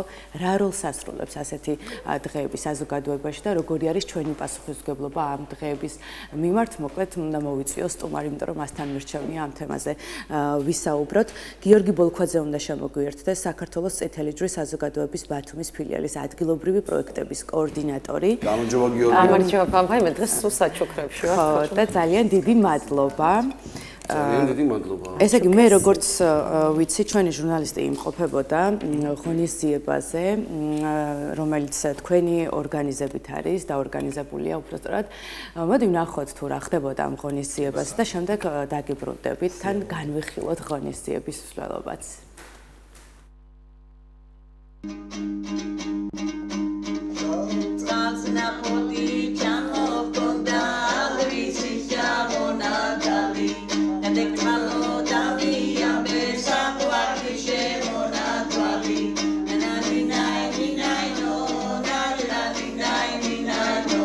ამ ოთახში თითოეულ ხანდაზმულს საინტერესო წარსული აქვს. ზოგი მრავალი წლის პროფესიულ გამოცდილებას ინახავს. ზოგს კი მრავალშვილიანი ოჯახი და შვილიშვილებით სავსე სახლი. მათი ისტორიები აქ, ამ ცენტრში იკვეთება. ერთად ქსოვენ, მღერიან, ცეკვავენ და მთავარი რაც მათ აერთიანებთ, არის სურვილი, რომ თავისუფალი დრო საინტერესოდ და მხიარულად გაატარონ. ბედნიერი კაცი ვარ, ჩემ თავს ასერთნი. ოთარის ცხოვრება სავსეა მოგონებებითა და ისტორიებით. 3 წელი პოლონეთის საზღვართან მსახურობდა და წარჩინებული ჯარისკაცის ტიტულიც მოიპოვა. შემდეგ რკინიგზის სადგურს მიუძღვნა თავისი წლები. დღეს კი, როცა 80 წლის იუბილეს უახლოვდება, მეუღლესთან ერთად ცხოვრების მშვიდ დღეებს წითელი ჯვრის ხანდაზმულთა ცენტრში ატარებს. მე ვარ ოთარი აბუსერიძე. მოხუცებს მეტი რა დარჩენიათ. შვილები დაზარდეთ, თავიანთ შვილები ჰყავთ. ყველა თავის პატრონი აქვს და ჩვენ დაგვრჩენია ის, რომ ეს დარჩენილი სიცოცხლე გავატაროთ ხინში. ყავს მეუღლე, ძალიან კარგი და ერთგული მეგობარი ჩემი ცხოვრების. ყველგან დავდივარ ჩვენ ერთად, განუყრელად ერთად, 53 წელია. ნაზო, შენი სახე ტანი გაცნობიდან შემიყვარდა. რა ვქნა შენი სიყვარულის ცეცხლნა გულში ჩამივარდა. ამ სიტყვებს თვითონ გეუბნები, სულ მეჩხუბები და ნარდისთან რატომ მომიკალი ნელა ქენია, აბა თამაშია. სხვანაირად არ გამოვა რაცო. ოთარს ვკითხეთ, ქალბატონები ხომ არ აბრაზებენ? მან კი ღიმილით გვიპასუხა. არა, აქ ყველა არის ჩამოყალიბებული ბებიები და კიდევ ბებიაზე უფრო დიდი ბებიები. ყველა ძალიან ერთხმად შეთავსებული, როგორც ერთი კარგი დიდი ოჯახი.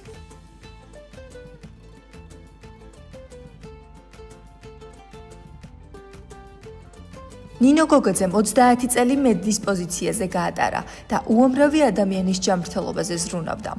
დღეს, როცა სამუშაო წლები უკვე უკანაა, სახლთან ერთად თავისუფალ დროს დღის ცენტრში ატარებს. აქ მეგობრებთან ერთად ფინჯან ყავას მიირთმევს და დღის ამბებს უზიარებენ ერთმანეთს. სადაც სითბო და გულწრფელი საუბრები ახალ ენერგიას ანიჭებთ. მე და ჩემი მეუღლე ამ წითელი ჯვრის დაარსებიდან დავდიოდით. 8 წლის წინ გარდამეცვალა მეუღლე მაგრამ მე მაინც არ შემიწყვეტი აქ სიარული. სიბერე კარგია თუ სანერვიულო და რამე არ გაქვს, არა ჯანმრთელობა თუ გიწყობს ხელს. მადლობა ღმერთს, ფეხზე ვდგავარ, მოვდივარ, მივდივარ. მოვიგროვდებით აქ, საუბრობთ, თამაშობთ, ნარდის თამაში მიყვარს და ადრეც მივიღე ჩემპიონის წოდება და ახლაც. ახლა გაჩვენებ როგორ უნდა მოგება და ჩემპიონობა. ჩემპიონობა ახლა უნდა შენაარიდა ძალიან მენატრება, ახალგაზრდობაც მენატრება, ხალხში გასვლაც მენატრება, აქ რომ არ მოვიდიოდე, ალბათ რა ვიცი რა. ერთად აღვნიშნოთ მათ დაბადების დღეებს, ერთად ვაკეთებთ, ხვდებით სადღესასწაულოს უფროს, მაგალითად აღდგომაზე პასკებს ერთად ვაცხობთ. ჩვენ ჩამოვაყალიბეთ ცენტრში საქმიანობათა ჯგუფები, ეს არის კერვის ჯგუფი, ქსოვის ჯგუფი, ეხლა დავამატეთ კერამიკაზე მუშაობის ჯგუფი. ყველა მოხუცი რა თქმა უნდა იმსახურებს სიყვარულს და ღირსეულ სიბერეს. გვიყვარს სიმღერა, კი, მე მაგალითად ყოველთვის მიყვარს ქართული სიმღერები, გიждები ქართულ სიმღერებზე. აბა სიმღერის დროა.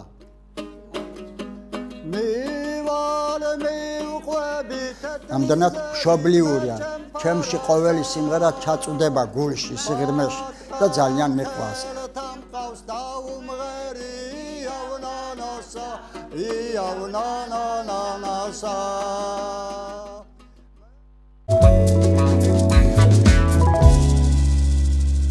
მადლობა ქეთა ჩუთლაშვილს და გავაგრძელოთ ახლა ჩვენ სტუმართან საუბარი. გიორგი, ზოგადად ძალიან ბევრი დღე არსებობს, რომელსაც მიენიჭა სტატუსი საერთაშორისო, ზოგი არის კვირეული და ასე შემდეგ. ზოგადად ასეთ დღეებს რა დატვირთვა აქვს საზოგადოებაში? პროექტში მოგესალმებით, მოგესალმებით ჩვენს მაყურებელს.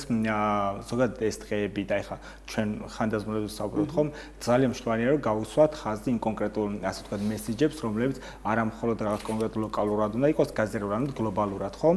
და ზუსტად აი ამ წლევანდელი, ასე ვთქვათ, მესიჯები არის ხანდაზმულები გლობალურად და ლოკალურად, ანუ ადგილობრივ დონეზე, ეს არის უფლებები, ეს არის ასე ვთქვათ, ინტეგრაცია და მათი მხარდაჭერა. რატომ?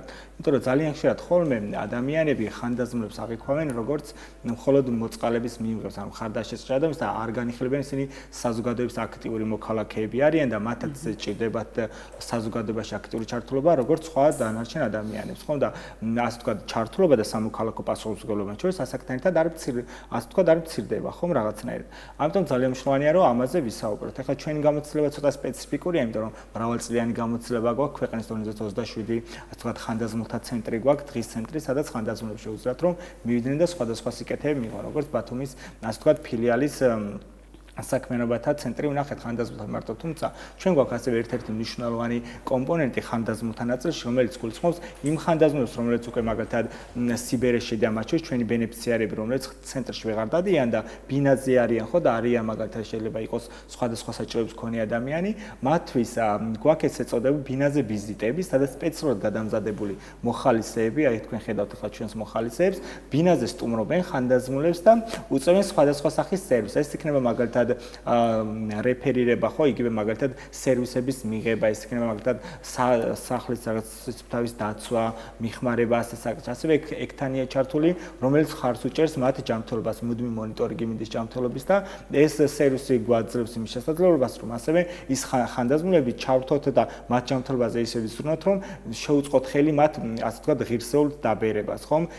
სოციალური, ფსიქოსოციალური დახმარება რაც არის, რომ ვინ ვიზიტორი ყავთ, ან მსვლელი ყავთ, საუბრებიან საკუთარ გამოცდილებას უზიარებენ და ბევრი კარგი მიმართულება. ეს პროექტი, ასე ვთქვათ, ამ ეტაპზე ჩვენთვისაც ახალია, უკვე რამდენიმე წელია მიმდინარეობს. წელს, ასე ვთქვათ, ექთანი დავამატეთ და ჩვენც ვუყურებთ სულ მიმდინარეობს ახლა ბათუმში, ქობულეთში და ქედაში ეს პროექტი, სადაც ვხედავთ, რომ ძალიან საინტერესოა, აქტიურად და უფრო მეტი ჩართულობა არის საჭირო, იმიტომ რომ უფრო მეტი სერვისის არსებობა გამოჩნდა ჩვენი დაკვირვებით. თუმცა უნდა აღვნიშნოთ, რომ ხანდაზმულების ღირსეული სიბერი და ამაში ორგანიზაციების ასევე სამოქალაქო საზოგადოების და ზოგადად ადგილობრივი მთავრობის ჩართულობა არის საცოცხლო მნიშვნელოვანი და ინტეგრაცია, იმიტომ რომ ეს ხანდაზმულთა მიმართულება არის ძალიან სპეციფიკური მიმართულება და ერთობლივ ეს კოორდინირებული ჩართულობა არის გადაწყვეტი ჩვენ რომ მივიდივართ და ხედავთ ხანდაზმულებს, რომ აი მხოლოდ ამანათს კი არ მოელიან შეგეთავით, როგორც მოხალისეს რო ელოდებიან, ხო როგორც წარმომადგენელს და ეს არის ძალიან მნიშვნელოვანი. ეხლა დღესაც მაგალითად მთელი დღე დავდივართ ხანდაზმულებთან სხვადასხვა აქტობები გვაქვს დღის ბოლოს მე ჩვენს ცენტრში გვაქვს ესეთი მმართველობა, რომ თვითონ ირჩევენ სადღაც წასვლა, ექსკურსიები გვაქვს, სოციალური კამპანიები გვაქვს და თვითონ ირჩევენ მაგალითად სადღაც და ეხლა დღეს მიდიან დელფინარიუმში, რამდენიმე ათეული ხანდაზმული მიყავს და ისინი არიან ამით ძალიან ბედნიერები, იმიტომ რომ გადაწყვეტილებას თვითონ იღებენ აი ამ პროცესში ყველაფერს რაც მათ ჭირდება სამალოთ ჩვენ ასე ვთქვათ ვენდობით მათ, უსმენთ მათ, მხარს ვუჭერთ მათ და მათი საჭიროებიდან გამომდინარე ჩვენი რესურსით ასე ვთქვათ როგორც მათი მხარდაჭერით სოთომ რეალიზება მოახდინოთ ამ იდეების. ეს ბენეფიციარების წერილია, ხო? გიორგი, მინდა რომ აკრებას გაუზია, რომ იმდენად თბილია. კი, საჩუქრად გამოჩა უცებ ბოდიში. ჩვენ გვაქვს ესეთი კამპანია, აჩუქესითო, რომელიც კლიანი ქვეყნის მასშტაბით რამდენიმე წელია მიმდინარეობს და აქ არის აი ამ კონკრეტულ ბარათებზე არის აჩუქესითოს ბენეფიციარების ისტორიები, ჩვენ მათ როგორ იყვნენ ახალგაზრდობაში, ახლა როგორ არიან და სხვადასხვა მესიჯებს უზიარებენ საზოგადოებას და შეგიძლიათ გაუზიაროთ რამდენიმე მესიჯი. შენ ვინც ახლა ამ ბარათს კითხულობ, ღმერთმა დაგლოცოს. შენ მომავალი ხარ, მე მიმავალი. მე მარტოობა ცხოვრების ლატარია მარგუნა. შენ ღმერთმა დაგიფაროს სიმარტოვისგან. სიბერე და მარტოობა იმ დაუპატიჟებელ სტუმრებს გვანან. თავისით რომ გვესტუმრებიან და აბეზარი მარადიული მდგმურებივით გისახლდებიან სულში თუ სხეულში. შენც დაბერდები. მაშინ მიხვდები რა საოცარია, როდესაც გვერდში ვინმე დაგიდგება და ნაცრისფერ სიმარტოვეს გაგიცისკროვნებს. ჩვენც დავბერდებით. ნამდვილად ჩვენც დავბერდებით და მნიშვნელოვანია რომ ხანდახან გვავიწყდება რომ ამას ყველა გავდივართ და ჩვენც დავბერდებით და როგორ პირობებსაც შევუქმნით ჩვენს ასე ვთქვათ წინათაობას, ისეთი პირობებს შეგიქმნიათ მე მომავალი თაობა, იმიტომ რომ ისწავლიან ჩვენგან იგივეს. ნამდვილად აი წითელი ჯვარი ზუსტად ამას ემსახურება რომ ეს დაბერება არ აქციოს რაღაცა გამოწვევად, არ იყოს რაღაცა ასე ვთქვათ ზედმეტი ტვირთი საზოგადოების ხომ პირიქით როცა ჩვენ ხედავთ რომ ხანდაზმულები რომელსაც შეუძლიათ აი მაგალითად ჩვენ ცენტრის მაგალითად შეგვიძლია გაგიზიაროთ რომ ხანდაზმულები რომელიც თავის დროზე იყვნენ კარგი მასწავლებლები, კარგი ლექტორები, სპეციალისტები და მათ რაღაცნაირად ამ სასწავლებლებში უკვე აღარ აქვთ იმ ხელა ძალა რესურსი რომ ასწავლონ იმ დიდი რაოდენობით სტუდენტებს და არ მოსწავლეს, მაგრამ ჩვენ მოხალისეები, რომელსაც ჭირდებათ რეპეტიტორები ძალიან ხშირად და აი მათემატიკაში, ფიზიკაში მომზადება. ამიტომ ჩვენ გვაქვს ეს ახალგაზრდების და ხანდაზმულების ესე ვთქვათ ურთიერთობა ამაზე შესაძლოა რომ მოკვლეული გვაქვს რა კომპეტენციები აქვს ჩვენ ხანდაზმულებს და ასე მოკვლეული გვაქვს ჩვენს მოხალისეებს ან ზოგადად ახალგაზრდებს რა საჭიროებები აქვთ ხო? და ერთობლივად რომ აი ამ თუნდაც ინტეგრირებული სწავლა მიმდინარეობს ძალიან კარგი შესაძლებლობა არის რომ ახალგაზრდებს ვაკავშირებთ ხანდაზმულებს და ერთობლივად ეს ინტეგრირებული პროცესები მიმდინარეობს და იმდენად წარა თქვენ არიცით რა ხდება როდესაც ერთიც და მეორეს თავის დროზე მიდის ესე ყურადღებით მე დღის ცენტრში საოცრებები ხდება იმიტომ რომ აი დაბადების დღეების აღნიშვნა ერთმანეთის პატივისცემა ძალიან ხშირად გვაქვს გამოცდილება რომ აი თვითონ ხანდაზმულები გადადიან შემდეგ ნაბიჯზე როცა მათი გაძლიერება ხდება დღის ცენტრის განსაკუთრებით აი კოვიდმა გვაჩვენა ამის კარგი მაგალითი თვითონ არიან მოხალისეები და საკუთარ თემში რო იცის თავისი მეზობელი რომელსაც სხვადასხვა საჭიროებები აქვს ხო იმას ეხმარება მოხალისეებურად საკვების მომზადებაში სახლის დალაგებაში იგივე აი ჩვენ რო ჰუმანიტარული ტვირთი მიგვაქვს მაგალითად აი იმ ყველაფრის რაღაცა დახარიცხებაში და ეს იმდენად ჩვენთვისაც დიდი რესურსია რომ ხანდაზმულების გაძლიერება ისე მოხდეს რომ მე საკუთარ ასე ვთქვათ მეზობელ ხანდაზმულს თვითონ დაეხმაროს და ის მოხალისე რომელიც ხანდაზმულთან მუშაობდა სხვა ლოკაციაზე თუნდაც სხვა საქმე აკეთოს აი ეს არის ჩვენთვის ძალიან დიდი შესაძლებლობა და მიგნებაც რაც ასე ვთქვათ დატესტილიც არის მუშაობს და ძალიან მნიშვნელოვანი არის საზოგადოება იყოს ეს იმიტომ რომ ასე უფლებებს უნდა გაუსვათ ხაზი აუცილებლად რომ ხანდაზმულთა უფლებები ძალიან ხშირად ხოლმე გვავიწყდება ჩვენ და ეს ჩვენი მმართველობაზე ხანდაზმულთა უფლება ან ჩვენ გვაქვს ასე ვთქვათ შინმოვლის დეპარტამენტი რომელიც მუშაობს ასევე სხვადასხვა მმართველობებთან ერთ-ერთი არის ხანდაზმულთა უფლებები და ჩვენ მუდმივად ვცდილობთ რომ ხანდაზმულთა უფლებები იყოს მუდმივად ასე ვთქვათ წინა პლანზე მუდმივად გვახსოვდეს რომ ყველა ადამიანს აქვს უფლება მათ შორის ხანდაზმულთა და ის ას ნიუანსები რაც შეიძლება იყოს ხო ხანდაზმულების სხვადასხვა საკითხები იკვეთება ხოლმე ძალიან ხშირად საზოგადოებას ჰქონდეს ცნობიერება ამაღლებული ამ თემებთან დაკავშირებით იმიტომ რომ მნიშვნელოვანია ყველა ხანდაზმულის ჩვენ იმისთვის ცხოვრობ და ვშრომობთ რომ ტკბილი და კარგი სიბერე გქონდეს და ეს არ არის გასაკვირი, რომ უფლებები კი არა, უფლებები უნდა გქონდეს ზუსტად ის, რომ ენერგია აღარ გვაქვს და ხანდაზმულები ვართ და ვიქნებით ყველას ყველის სიბერე, უნდა იყოს ეს ტკბილად და სიყვარულის გარემოცვაში. ანუ როგორც ვიხდი, ფუნქციურობაზე აქცენტი გაკეთებული, რომ ადამიანმა არ დაკარგოს ფუნქცია და საკუთარი წვლილის შეტანის შესაძლებლობა საზოგადოებაში, იმიტომ რომ ნებისმიერ ადამიანს შეუძლია წვლილი შეიტანოს და სხვათა შორის არ გამახსენდა იცით, რამდენიმე ჩვენ ერთ-ერთი ვილაპარაკია ამაზე, რამდენიმე წლის წინ კანადაში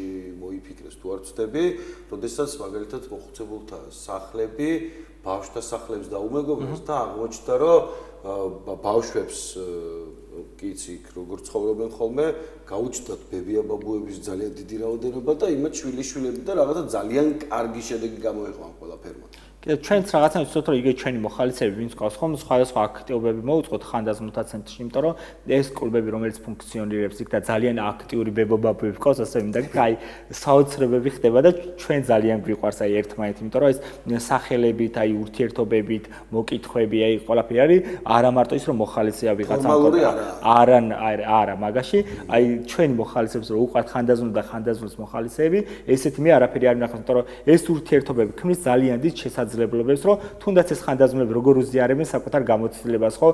აი რაღაცა არგუმენტირებული მსჯელობა და აი ბევრი რაღაც, რაც ასევე ახალგაზრდა თაობას ძალიან აკლია ეს და ძალიან გვიხარია, რომ ეს ერთობლივად მიმდინარეობს და ამაში ძალიან დიდი წვლილი აქვს ცხადია წითელ ჯვარს და იმ ასე ვთქვათ ცენტრებს, რომელიც ფუნქციონირებს და ძალიან მნიშვნელოვანია, რომ გაიზარდოს ასევე ამ ცენტრების რაოდენობას და უფრო მეტი ახალგაზრდა ჩაერთოს ხანდაზმულთა ასე ვთქვათ მხარდაჭერის ნაწილში და საზოგადოებამ კიდევ უფრო მეტი გაიგოს ხანდაზმულებზე და რაღაცა მათ უფლებები იქნება ეს ჯანდაცვა იქნება სოციალიზაცია თუ ინტეგრაცია ერთობლივად შევძლოთ რომ ეს ყველაფერი ერთობლივად დავარეგულიროთ სამომავლოდ. ჩვენ შეგვიძლია აქედან უბრალოდ იმით ვისარგებლოთ ეთერი და ვთქვათ რომ ჩვენ თქვენ გჭირდებით, მართლა გჭირდებით, თქვენი გამოცდილება გჭირდება, თქვენი სითბო გჭირდება, თქვენი სიყვარული გჭირდება და ჩვენ შევეცდებით რომ ნებისმიერ ასაკში ეს ყველაფერი ვისწავლოთ და მერე რომ ჩვენც დავჭირდებით ვინმეს და გავაზიაროთ ჩვენი გამოცდილება, სიყვარული და ცოდნა.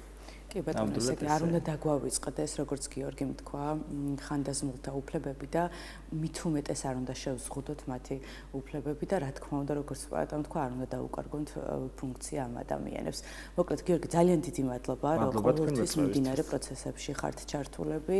მადლობა, რომ ხართ ხოლმე ჩვენი გადაცემის ხშირი სტუმარი. წარმატებებს გისურვებთ, დავამშვიდობებით გიორგის და დავბრუნდებით მომდევნო. მადლობა ძალიან დიდი. წარმატებებს გისურვებთ.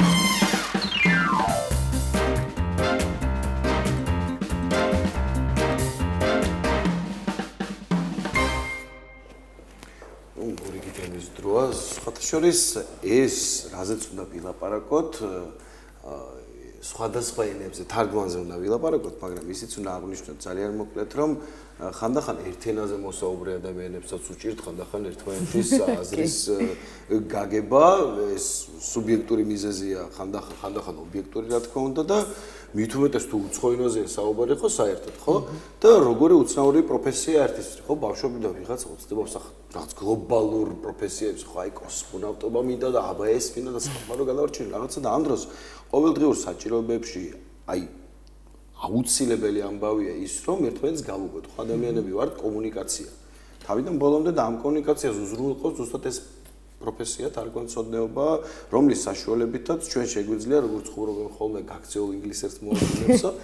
აი ასე და ზოგადად რამდენგომარეობა, რამდენად ხშირად ირჩევენ ახალგაზრდები ამ პროფესიას, რომელიც ძალიან ბევრ სირთულესთანაა დაკავშირებული და შემდეგ რა თქმა უნდა ძალიან დიდ შედეგთან, იმიტომ რომ ისევ და ისევ მოუბრუნდები თემას, რომ კომუნიკაცია ადამიანებს შორის, სწორი კომუნიკაცია შობს გაგებას, იმ ურთიერთობას და მე რომ ლაპარაკობთ იმ შვიდობაზე და რაღაცებზე რომ ლაპარაკობთ, ამ ყველაფერს უზრუნველყოფს ზუსტად რომ ხვდები რა მინდა და ზუსტად ხვდები რა გინდა, ჩვენ შორის რაღაც ბნელი უთქმელი რაღაცები არ რჩება. სწორედ ამაზე უნდა ვილაპარაკოთ ჩვენს სტუმართან ერთად, თეონა პერიძია, ჩვენი სტუმარი, ბათუმის სახელმწიფო უნივერსიტეტის ჰუმანიტარულ მეცნიერებათა ფაკულტეტის დეკანი. მოგწანდით თუ შეიძლება. მშვიდობისა. და რა ხან კომუნიკაციაზე ლაპარაკობდით, რამდენად გასაგები იყო რა ვთქვი. მოგესალმებით, კიდევ ერთხელ მივესალმები ჩვენს მაყურებელს. აბსოლუტურად გასაგები იყო, არასოდეს გქონია ჩვენი საკმაოდ ხანგრძლივი თანამშრომლობის გამოცდილებიდან გაგების პრობლემა და მეც აზრის გადმოცემისა. კი ბატონო, რა ხდება ახლა ამ დარგში, ამ სპეციალობაში, რამდენად ხშირად მოდიან თავისი ნებით სტუდენტები და მე ზოგადად ამ სარბიელზე რა ხდება? ბათუმის შოთა რუსთაველის სახელმწიფო უნივერსიტეტი საკმაოდ მრავალფეროვანი საგანმანათლებლო პროგრამებით არის წარმოდგენილი, მათ შორის განსაკუთრებით მრავალფეროვანი პალიტრა გვაქვს ჰუმანიტარულ მეცნიერებათა ფაკულტეტზე. სულ 22 საგანმანათლებლო პროგრამას ვახორციელებთ საბაკალავრო, სამაგისტრო და სადოქტორო საფეხურზე. მათ შორის საბაკალავრო საფეხურზე გვაქვს 10 პროგრამა და აი ამ პროგრამათა შორის ისტორიის, არქეოლოგიის, ფილოსოფიის, ჟურნალისტიკის, ქართული ფილოლოგიის გვერდით გვაქვს ისეთი პროგრამები, როგორიც არის ინგლისური ფილოლოგია, გერმანული ფილოლოგია, რომანული ფილოლოგია, სლავური ფილოლოგია და თურქოლოგია და ყველა აი ამ ჩამოთვლილში არის კომპონენტი თარგმანისა შეტანილი. მოგეხსენებათ, თარგმანი საკმაოდ კომპლექსურ ცოდნას მოითხოვს და განსაკუთრებულ უნარებს. გარდა იმისა, რომ ვერბალურ დონეზე, ლექსიკური ერთეულების დონეზე და საბაზისო გრამატიკის დონეზე ძალიან კარგად უნდა ფლობდეს ადამიანი როგორც ერთ, ისევე მეორე ენას, რომლიდანაც თარგმნის და რომელზეც თარგმნის, ასევე ძალიან მნიშვნელოვანი არის უნარები, დამატებით, რაც აუცილებელია როგორც ზეპირი, ასევე წერითი თარგმანის დროს, რადგან როდესაც საუბრობთ ჩვენ ვქმნით ტექსტს, როდესაც კეთდება თარგმანი, ამისთვის აუცილებელი არის გაიგოს ადამიანმა ტექსტი და ქვეტექსტი და შესაბამისად თარგმნოს ისე სხვა ენაზე, რომ ტექსტის ნაწილი და ქვეტექსტის ნაწილიც გასაგები გახდეს სხვა კულტურის მატარებლისათვის. აი, სიღრმისეულად უნდა იყოს გადმოტანილი და არა უბრალოდ სიტყვების თანმიმდევრობა. ქვეტექსტი სათქმელი უნდა იყოს გადმოტანილი. ძალიან ბევრი სპეციფიკა არის, განსხვავებული მიდგომებია მხატვრულ თარგმანსა და ბუნებრივია საქმიან თარგმანს. ეს ცალკე სპეციალობებია, ხო ალბათ? გასაკვირველია, ცალკე ქვედარგები არის. ჩვენთან საბაკალავრო დონეზე ზემოჩამოთვლილ პროგრამებში მხოლოდ ელემენტები არის თარგმანისა შეტანილი. ვინაიდან, როგორც გითხარით, განსაკუთრებულ უნარებსა და ცოდნას მოითხოვს, ხოლო სამაგისტრო დონეზე უკვე ერთი პროგრამა მოქმედებს თარგმანცოდნეობის მიმართულებით და მეორე პროგრამა მზადება. ძალიან დიდი იმედი მაქვს, რომ 2026-27 სასწავლო წელს უკვე მოვახერხებთ მიღების გამოცხადებას. რას ვგულისხმობ, როდესაც ვამბობ, რომ ინგლისურ, რომანულ, გერმანულ, სლავურ და ფილოლოგიებსა და თურქოლოგიის პროგრამაში ელემენტები გვაქვს. მესამე სასწავლო წლიდან უკვე სტუდენტს შეუძლია აირჩიოს თარგმანის თეორია და პრაქტიკა, არის ესეთი საგანი, სადაც ვაძლევს პირველად საბაზისო შესავალი თეორიების შესახებ ძირითად ინფორმაციას და ასევე იმის მიხედვით, რომელი ფილოლოგიის ან რომელი ენის წარმომადგენელი არის, მცირე პრაქტიკულ სავარჯიშოებს. პრაქტიკული სავარჯიშოები არის სრულად გაშლილი ყველა პალიტრაზე, არის თანმიმდევრული თარგმანის ელემენტები, საქმიანი თარგმანისა და მცირე მხატვრული თარგმანის შესაძლებლობებითაც ასევე და ძალიან ესეთი მოკრძალებული ფორმით აგრეთვე სინქრონული თარგმანის შესაძლებლობას. პრინციპში საბაკალავრო დონეზე თარგმანის ელემენტის შემოტანა სასწავლო კურსის ფარგლებში ჩვენთვის ეს არის შესაძლებლობა სტუდენტებს დავანახოთ თუ რა გამოწვევის წინაშე დგას ხოლმე ადამიანი, რომელიც თარგმანით არის დაინტერესებული, რა ცოდნას და უნარებს უნდა ფლობდეს და ვაჩვენოთ, რათა თვითონ გააკეთოს არჩევანი და გადაწყვიტოს, რამდენად საინტერესოა მისთვის თარგმანი. ამის შემდეგ უკვე სამაგისტრო დონეზე მოქმედებს თარგმანცოდნეობისა და ინტერკულტურული კომუნიკაციის სამაგისტრო პროგრამა. მინდა გითხრათ, რომ მიმდინარე წელს განსაკუთრებით დიდი იყო აქტივობა ამ პროგრამაზე. 16 ვაკანტური ადგილი ჰქონდა, უკაცრავად 10 ვაკანტური ადგილი ჰქონდა გამოცხადებული და 16 მსურველი იყო, მათ შორის 13-მა დააკმაყოფილა და გადალახა მისაღები გამოცდების ზღვარი რაც იყო, მაგრამ სამწუხაროდ 3 დაგვრჩნენ, რადგან კონკურენტი უნარიანები ვერ აღმოჩნდნენ მიღმა. ძალიან ბევრი ფაქტორი შეიძლება რასაკვირველია მომავალ წელს შანსი ექნება და დიდი სიამოვნებით ისევ მივიღებთ ახალ პირველ კურსელებს სამაგისტრო პროგრამაზე. ძალიან საინტერესო შეკითხვა იყო მერიდან მადლობა. ძალიან ბევრი ფაქტორი შეიძლება დასახელდეს თუ რატომ არის ამხელა ინტერესი თარგმანცოდნეობისა და კულტურათა შორისი კომუნიკაციების მიმართულებით. უკვე ბანალურ ფრაზად იქცა, მაგრამ მაინც გავმეორდები, რომ გლობალიზაციის პირობებში და თანამედროვე სამყაროს პირობებში, სადაც ყოველდღიური ცხოვრების ნაწილი გახდა კომუნიკაცია და მათ შორის კულტურათა შორისი კომუნიკაცია, ძალიან მნიშვნელოვანი არის ფლობდე ამ უნარებს, შრომის ბაზრის მოთხოვნებიც არის, რომ გარდა იმისა, რომ პირდაპირ მნიშვნელობით პროფესიონალი მთარგმნელი ან თარჯიმანი თანმიმდევრული თარგმანი იქნება თუ სინქრონული თარგმანი საჭირო არის, უკვე გამოიკვეთა საჭიროება დარგობრივი მიმართულებით კონკრეტული თარჯიმნობისა თუ თარგმნელობისა, რაც ასევე ძალიან მნიშვნელოვანია და გარდა ამისა, სხვა დანარჩენი ბევრი პროფესია, რომელიც განსაკუთრებით ბიზნეს სექტორში არის აქტუალური, არის მაღალანაზღაურებადი და მენეჯმენტის საშუალო და მაღალ რგოლს გულისხმობს, ამავდროულად მოითხოვს მთარგმნელობითი უნარჩვევების ქონას. იქნება ეს ზეპირი თარგმანი თუ იქნება წერილობითი თარგმანი და ვფიქრობ, სწორედ ამ ფაქტორებმა გამოიწვია ის და ასევე არ ვიქნები თავმდაბალი და ხმამაღლა სიამაყით გამოვაცხადებ, რომ ერთ-ერთი მნიშვნელოვანი ფაქტორი, რის გამოც ასეთი მაღალი იყო აქტიურობა, ბუნებრივია გახლავთ ხარისხი ჩვენ მიერ შეთავაზებული სამაგისტრო საგანმანათლებლო პროგრამისა, მასში ჩართული აკადემიური თუ მოწვეული პირების მაღალი პროფესიონალიზმი, მაღალი мотиваცია და ასევე თვითონ საგანმანათლებლო პროგრამის აგებულება, სასწავლო გეგმა, მისი შინაარსი და კონცეფცია, მიზნები და შედეგები, რომელიც სრულად შეესაბამება თანამედროვე ბაზრის მოთხოვნებს. კაპიტან თეონა, იმდენად მიჩეული ვართ, ანუ წიგნების კითხვას დაუშვათ, ხო? ტექნიკური იქნება თუ მხატვრული, რომ თუ არ მიგვაქცევინეს გარედან ყურადღება ნახე რა, მაგრა გადათარგმნა, ეს რაღაც თავისთავადად აღიქმება, საუკუნეებია, ხო, რაც პრინციპში ბეჭ თუ არსებობს, უბრალოდ კითხულობთ და ვტკბებით, ანუ ძალიან ცუდი თარგმანი უნდა იყოს, დაუშვათ, რაც იშვიათად ხდება დღეს მით უმეტეს, რომ თქვათ, რომ უი ეს რა არის, ნუ თუ ორიგინალიც ასეთია. ძირითადად არ ვფიქრობთ ამაზე, ხო? ჩვენთვის იქ გოეთემ ქართულად დაწერა მოკლედ. მაგრამ რაც გაცვიფრებას იწვევს ყოველთვის, რასაც ვხედავთ, ეს არის სინქრონული თარგმანი, რაც ახსენეთ, როდესაც ადამიანი აი ლაპარაკის პროცესში თარგმნის ისე, რომ არც შინაარსი და არც ფორმა არ იკარგება, აი ამ კუთხით აი რატო ირჩევენ ხო როგორ ახერხებენ ადამიანები ამის გაკეთებას და რა პირობებია მათთვის შექმნილი, აი რო ახსენეთ, რომ არის. სინქრონული თარგმანის მიმართულებას რაც შეეხება, მე ვახსენე საუბრის დასაწყისში, რომ მზადება სამაგისტრო პროგრამა, ეს იქნება ახალი ინგლისურენოვანი საგანმანათლებლო სამაგისტრო პროგრამა, რომელიც ამოქმედება იმედი მაქვს უკვე მომდევნო სასწავლო წლისათვის, სადაც აქცენტი იქნება გაკეთებული სწორედ სინქრონულ თარგმანზე და ძალიან მნიშვნელოვანია ქართულ საგანმანათლებლო სივრცეში უმაღლესი საგანმანათლებლო პროგრამის საფეხურზე არ მოქმედებს დღეის მდგომარეობით სინქრონული თარგმანი, არის მხოლოდ დამატებითი და სასერტიფიკატო კურსების მიმართულებით.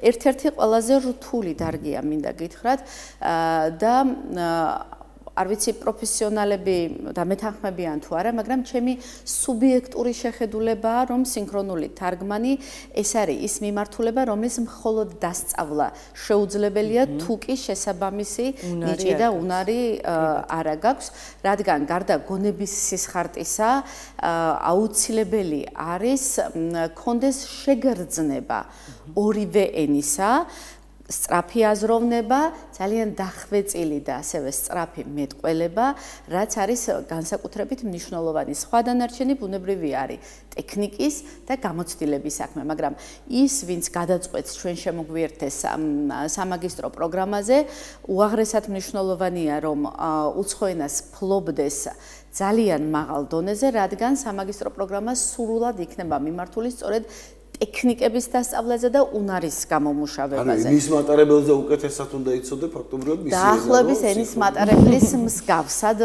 უნდა იცოდე.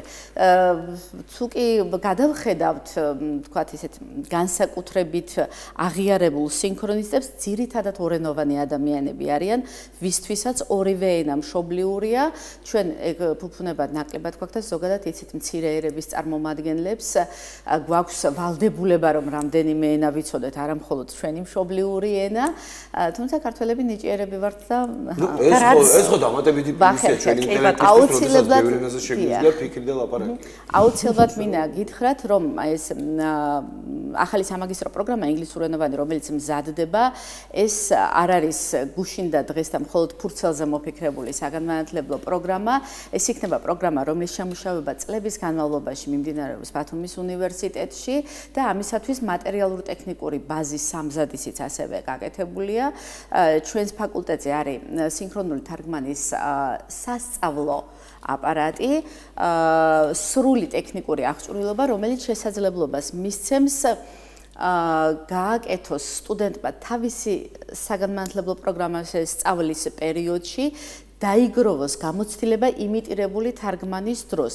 ფაქტიურად სტუდენტს დამოუკიდებლად ექნება შესაძლებლობა თვითონვე იმუშაოს, როგორც მენტორისა და პედაგოგის ზედამხედველობით, ასევე დამოუკიდებლად, რათა ის საჭირო საათების რაოდენობა, რომელიც ევროკავშირის სტანდარტით არის აღიარებული, დააგროვოს უკვე საუნივერსიტეტო ცხოვრების დროს პრაქტიკაში და ესეც არის დამატებითი ბენეფიტი და დამატებითი ღირსება ახალი სამაგისტრო პროგრამის. რაც მნიშვნელოვანია, ალბათ მაღალ ანაზღაურებადი პროფესია უკვე ამჟამად. დიახ, განსაკუთრებით სინქრონული თარგმანი გახლავთ მაღალანაზღაურებადი პროფესია და შესაბამისად მოითხოვს განსაკუთრებით მაღალ კვალიფიკაციას. არ არის მარტივი. ასე ინგლისური და კომპიუტერი ბჭყალებში ყოველთვის აქტუალური იქნება, იმ დღიდან, როდესაც კომპიუტერი არსებობს. დღეს ხელოვნური ინტელექტის ჩართულობა რამდენად უწყობს ხელს ამ ყველაფერს ან დაგებშდებით, ესეც რომ მითხრა. თუ არის პროგრამაში თან. არ ვიცი, გავიგოთ. ხელოვნური ინტელექტის ჩართულობა ძალიან ბევრ რამეს უწყობს ხელს. ელემენტების სახით ჩართული არის ჩვენს პროგრამაშიც. ძირითადად ეს იქნება ხერხი და მექანიზმი, როგორ შეიძლება თარგმანის პროცესში ხელოვნური ინტელექტის გამოყენება იმისათვის, რომ თარგმანის პროცესი დავაჩქაროთ და თუმცა ხარისხობრივი თვალსაზრისით მაინც განსაკუთრებით, როდესაც ქართული ენიდან და ქართულ ენაზე თარგმანს ეხება საქმე, ხელოვნური ინტელექტის დაყრდნობა მხოლოდ არის შეუძლებელი და აუცილებელია ხარისხობრივი ნაწილი გადამზადეს და აქვე მინდა გითხრათ, სწორედ იმისთვის, რომ ხელოვნური ინტელექტის ჩართულობა თარგმანის პროცესში ქართული ენიდან და ქართულ ენაზე თარგმნის დროს იყოს უფრო მაღალ ხარისხოვანი, სწორედ ამ საქმისთვის არის ძალიან მაღალი პროფესიონალიზმისა და კვალიფიკაციის მქონე თარგმნელების არსებობა საქართველოში, რადგან ხელოვნური ინტელექტს თუ არ დავასწავლეთ, იგი თავისით ვერ ისწავლეს, ბუნებრივია. დიახ, და ამიტომ მაგ მიმართულების განვითარებისთვისაც ასევე ძალიან მნიშვნელოვანი არის მაღალკვალიფიციური ადამიანი რესურსი. ძალიან დიდი მადლობა. მადლობა ძალიან დიდი, დავამშვიდობებით სტუმარს და ისევ დავბრუნდებით დარჩით ჩვენთან ერთად.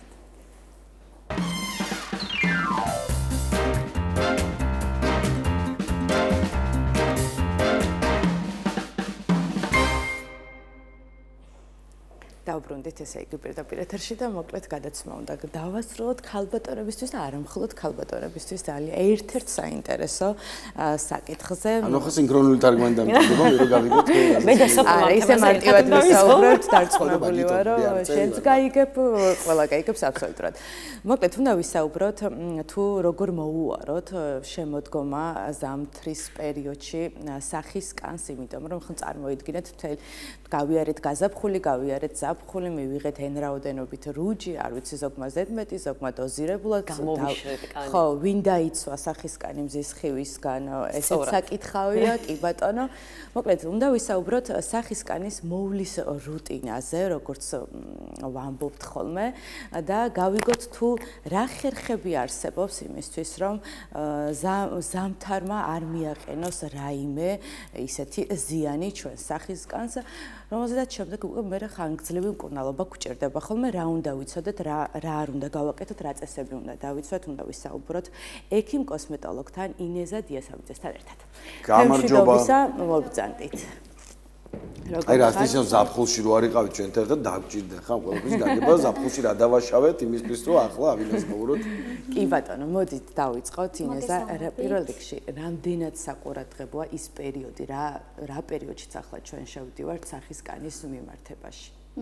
არა მარტო ამ პერიოდში, არერთხელ მიდგომს და აღნიშნავს ის, რომ კანი არის განსაკუთრებულად დიდი ორგანო და მას ჭირდება განსაკუთრებული მოვლა. სეზონურობის მიუხედავად, არა მარტო, თუმცა აი შემოდგომისგან უფრო მომართვიანობა მატულობს და რა განაპირობებს ზუსტად აღნიშნეს ოფო, იწვევს დიდი ხნით რუჯზე ყოფნა, ეს უკვე იწვევს კანის გამოშრობას, დეჰიდრატირებას და აქედან გამომდინარე უფრო ხილულია კანის გამომშრალი მდგომარეობა. თუ დავიცავთ თანმიმდევრობას, აი როგორც რუტინულად, ასევე კოსმეტოლოგთან კონსულტაციის თანხლებით, ვფიქრობ, რომ ეს პრობლემა მოგვარებული იქნება. მე მაინც ვფიქრობ, რომ კანის მოვლა ეს არ არის ნამდვილად ფუფუნება, ეს არის ყოველდღიური ინვესტიცია. ჩვენი ჯანმრთელი კანისთვის. ამიტომ არ უნდა დავიშუროთ, თუ მაგალითად კოსმეტოლოგიურ პროცედურებს თავს ვარიდებთ და ასე თუ ისე კრიტიკულად უყურებთ, არსებობენ კატეგორია, ვინც ძალიან კრიტიკულად უყურებს ამ საკითხს, მათთვის თანმიმდევრულობა, რაც ყველაზე მნიშვნელოვანია, იმიტომ რომ სწორედ დანიშნული რუტინა, გულისხმობ დღის რუტინას და ასევე საღამოს რუტინას, ეს არის და რეგულარულად საცხების მოხმარება. ეს ნამდვილად არის იმის წინაპირობა, რომ შევინარჩუნოთ ხანგრძლივად ჩვენი კანის ჩამრთელი იერსახე. გარდა ვიზიტი კოსმეტოლოგთან და ჯანსაღი დილის და საღამოს რუტინა, ასევე ჯანსაღი ძილით 11 საათიდან.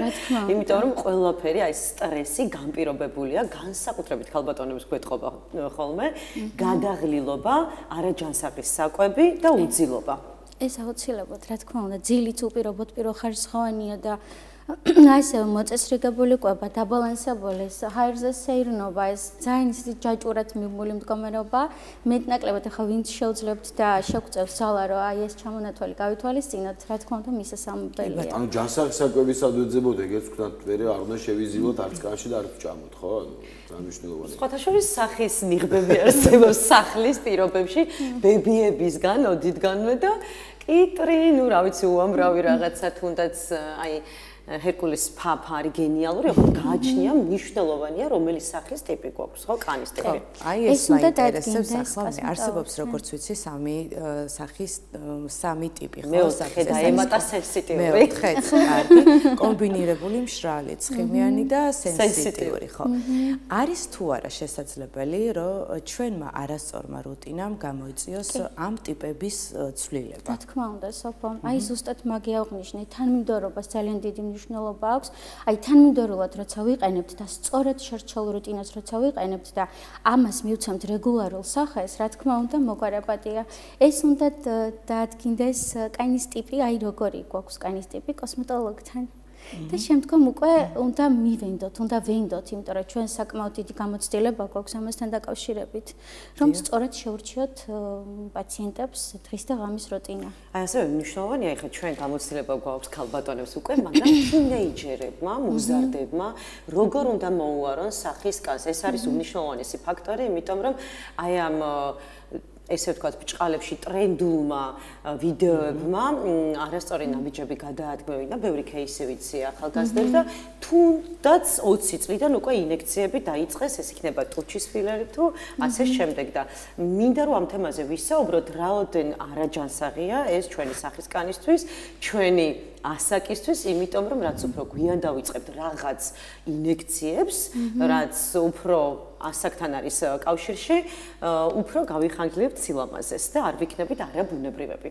ხო, აი სამწუხაროდ მაგასაკში მე მშობლის ჩართულობა ნაკლებია, იმიტომ რომ ჩვენ დაუნებურად არ ვიცით ბავშვები რას აკეთებენ. სასურველია მშობელმა ჩაერთოს ამ პროცესში და აუცილებლად გაითვალისწინონ, რომ არსებობს ზღვარი, როგორც სახლში მოვლის საცხებში და რუტინაში, ასევე კოსმეტოლოგიურ პროცედურებში, აი ჩვენებას გააჩნია რა ასაკზე რა პრობლემა მოდის. თუმცა ჩვენ გვეუბნებიან პროტოკოლი გვეუბნება კოსმეტოლოგიური ამ თუ იმ პროცედურის პროტოკოლი, რომ 18 წლის ზემოთ გარკვეული манипуляციები, რა თქმა უნდა, დასაშვებია, თუმცა დოზირებას აქვს ძალიან დიდი მნიშვნელობა. არ უნდა გადავაჭარბოთ, აი მიმიკური და სხვათა შორის მოზარდებში ასევე არის აკნეს პრობლემები, პუბერტატული ასაკის პრობლემები, აი სანამ შემოვედოთ სტუდიაში, გავიარეთ კონსულტაცია სტუმრებთან. ნუ აქტუალურია მაინც და ერთხელ თუ ჩავსვამთ გადაცემას აკნეზე რო ვისაუბროთ, აი რაზე უნდა გავამახვილოთ ყურადღება, ეს ძალიან მნიშვნელოვანია. ერთადერთი რაც უნდა გავითვალისწინოთ პუბერტატულ ასაკში და თუ არის აკნოზური მდგომარეობა, აკნეს მდგომარეობა, აუცილებლად უნდა მოხდეს კოსმეტოლოგის ჩართულობა და კოსმეტოლოგი გადაწყვიტავს თუ არის დერმატოლოგის ჩართულობა საჭირო. დანარჩენი ინექციებს რაც შეეხება, ყოველთვის მოსული პაციენტი, მე დაბალი ასაკის პაციენტებთან ნაკლებად ვმუშაობ და თუ აქვთ რაიმე ისეთი ფსიქოლოგიური მომენტი, ახლა ტენდენციურად ვიცით, რომ ეს ტუჩის გაკეთება ძალიან აქტუალურია სამწუხაროდ უკვე დასრულებში. კი ბატონო, კი და არასრულ წლოვნებშიც, რა თქმა უნდა, აქ შესაბამის შემოსებელს უხმარებთ, თუმცა 18 წლამდე არ ვაკეთებთ ამას. არსებობს ძალიან მაღალი ხარისხის შემოსავალი, ძალიან ცოტა დოზებით, რა თქმა უნდა, რომის დაუკმაყოფილად ის სურვილი აი რაც აქვს, იმიტომ რომ სხვაგან წავა და სხვაგან გაიკეთებს. ამიტომ თუ ახლობელია მაქსიმალურად ვუხსნი, ვეუბნები, ვაძლევ რჩევებს, თუმცა ნაწილობრივ მაინც ვუკეთებთ ხოლმე. შვენიერი. და მაღალი ხარისხი, რაც ყველაზე მთავარია და უსაფრთხო პრეპარატი, ეს პირველხარისხოვანია. აუცილებლად. და რაც შეეხება ახლა ინექციებს. რა ინექციები შეიძლება ჩავიტაროთ, რომ სახე მთელი ზამთრის, სახის კანი მთელი ზამთრის განმავლობაში გამოიყურებოდეს კარგად, იყოს ფერიც ნათელი, იყოს დატენიანებული და მოკლედ ბუნებრივი სილამაზე გქონდეს და არ იყოს ეს გადაჭარბებული. ქიმიური პილინგების სეზონია, გახსნილია უკვე ქიმიური პილინგები. არაჩვეულებრივია რეგენერაცია აღდგენა, აქ არის იგულისხმება ბიორევიტალიზანტები, ჰიალურონის მჟავაზე დაფუძნებული, რომელიც დაგვიტანიენებს სახის განს, მოგვემატებს ელასტიურობას და იდეალურია. ბიო როგორც ვიცი 25 წლიდან შესაძლებელია უკვე ხო? 20 წლიდან შესაძლებელია, თუმცა ხო, აი წელიწადში ერთხელ, აი ვისაც არ უნდა, აი ვისაც აქვს სიმშრალე კანის მერე, სიმშრალე ხო იწოს უკვე მერე წვრილ ნაოჭს, ამიტომ რომ არ მივიდეს ნაოჭამდე სახის მდგომარეობა, მაინც წელიწადში ერთხელ მისასალმებელია, თუმცა მხოლოდ ჰიალურონის მჟავა და არა რაიმე დამატებითი ნივთიერებები, რაც არის ხოლმე ჩამონათვალში, აი პეპტიდები, ლიპიდები, ანტიოქსიდანტები, მაგალითად უამრავი პრეპარატი არსებობს დანამატებით. აი ამ ასაკში მხოლოდ ჰიალურონის მჟავაზე დაფუძნებული პრეპარატი სავსებით მისასალმებელი და დასაშვებია. და როგორ ფიქრობ, აი შენი დაკვირვებით, ყველაზე მეტად რა შეცდომას ვუშვებთ ხოლმე ქალბატონები და რა არ უნდა გავაკეთოთ, რასაც გვირჩევთ? მაკიაჟით რო ვიძინეთ. პირველი მე გამოვყოფდი მაინც 3 ოქროს წესი არსებობს, აი მაგალითად არ დავდივართ კოსმეტოლოგთან და გვინდა რომ ვიყოთ კარგად. პირველი ის არის რომ აუცილებლად უნდა გამოვიყენოთ ფილტრები. კი ბატონო. ამის უგულებელყოფა არის დანაშაული, იმიტომ რომ გონიათ რომ შემოდგომასა და ზამთარში აღარ საჭიროებს ფილტრი გამოყენეს, არ არის სწორი. უნდა გამოვიყენოთ როგორც შემოდგომაზე, წელიწადის ნებისმიერ დროს, მზისგან დამცავი, კი ბატონო, და გავიაქტიუროთ ყოველ 2 საათში. შემდეგი სახის რეგულირებული წმენდა, აი როგორც აღნიშნე და აუცილებლად თანმიმდევრული და მესამე წელიწადში ერთხელ კონსულტაცია კოსმეტოლოგთან, რომ დაათვალიეროს, აი რა შეიცვალა წლიდან წლამდე მაგალითად რუტინას თუ შეუცვლის მაგალითად და ან არის მეოთხე გზა, სადაც შეიძლება შენ თვითონ ისწავლო კოსმეტოლოგია და არ დაჭირდეს სიარული და შენს თავს მიხედო. ჩვენ ქალებზე ვსაუბრობთ ახლა, მაგრამ მამაკაცებიც აუცილებელია და მნიშვნელოვანია, რომ ითვალისწინებდნენ ამ ყველა დეტალს, რაც ჩამოდის. იმას კბილი დააჭირონ, დროზე მიხედონ თავს. დილის და საღამოს უდიდესწილებს. კი ბატონო, მაგრამ მამაკაცები უპირატესები არიან, გვიანბერდებიან ეს ანდროგენული ცოტა ის განსაკუთრებით ნაოჭების მიმართ. ხო, ნაოჭების კი. მაგრამ დატენიანება შეიძლება ხო, მაგრამ ვისაც ემოციები ეთყობა სახეზე, ნაოჭები მაინც უყალიბდება ხო, ბუნებრივია. ბუნებრივია. მაგრამ უფრო გვიან ვიდრე ქალბატონს. შეუქცევადი პროცესი, ეს ფიზიოლოგიური მდგომარეობაა და მაინც იყოფა პატა კატეგორიებად. არიან კატეგორია, ვისთვისაც ეს სრულები. ანუ უჟმურ ხალხს უფრო დიდხანს არ უბერდება სახე, ხო? ცოტა ხასიათებას. მიდგომაც ინდივიდუალურია, ძალიან ორაზროვანია, არსებობს კატეგორია, რომ მიესალმება რა არ ქონდეს ნაოჭი. კი ბატონო, თქვენ თავიდანვე ახსენებთ ის, რომ კანი ერთ-ერთი ყველაზე დიდი ორგანოა ადამიანში, დაახლოებით 2 კვადრატული მეტრია. ასე იზომებას მედიცინაშიც და აუცილებლად სჭირდება მას მოვლა, იმიტომ რომ ეს არ არის უბრალოდ რაღაც პარკივით საფარი, ეს არის ძალიან მსხვილი, დაახლოებით 2 სანტიმეტრიანი ორგანო, რომელშიც ძალიან ბევრი მნიშვნელოვანი რაღაც ხდება და აუცილებლად მიხედოთ საკუთარ თავს იმისთვის, რომ ჯანმრთელები ვიყოთ პირველ რიგში და ჯანმრთელობას ბუნებრივად მოყვება ის, რასაც ეძახით, რომ კარგად გამოიყურებია. ასე რომ ძალიან დიდი მადლობა, რომ ამაზე ზრუნავთ და დიდი მადლობა, რომ ამის მაგალითი ხართ არა მარტო თქვენ, არამედ თქვენაც. დიახ და ზრუნავთ ჩვენი მოსახლეობის ცნობიერების ამაღლებაზე, ეს ძალზე მნიშვნელოვანია და მადლობა თქვენს, რომ ესე თქვენ კიდევ სილამაზეზე ანს მივხედავთ ესე იგი როგორც გავიგე პილინგის სეზონი უკვე გახსნილია მე მივხვდით თანმიმდევრულად თავარი არ დაგვაგვიანდეს ნუ იმისთვის რომ შემდეგ წლებში არ დაგვჭირდეს ძალიან ბევრი ინექცია სახეზე რომელიც მე შეიძლება ჩვენ თვითონ არ აღარ მოგვეწონოს ამიტომ უნდა დავიცვათ თანმიმდევრულად ყველა ეს პროცედურები ძალიან დიდი მადლობა დღევანდელ ჩვენს სტუმრებს დავამშვიდობოთ მოკლედ მაყურებელს ჩვენ ხვალისად ჩაუდროს პირველ საათზე შეგხვდებით აბა დროებით ბედნიერად. გემშვიდობებით.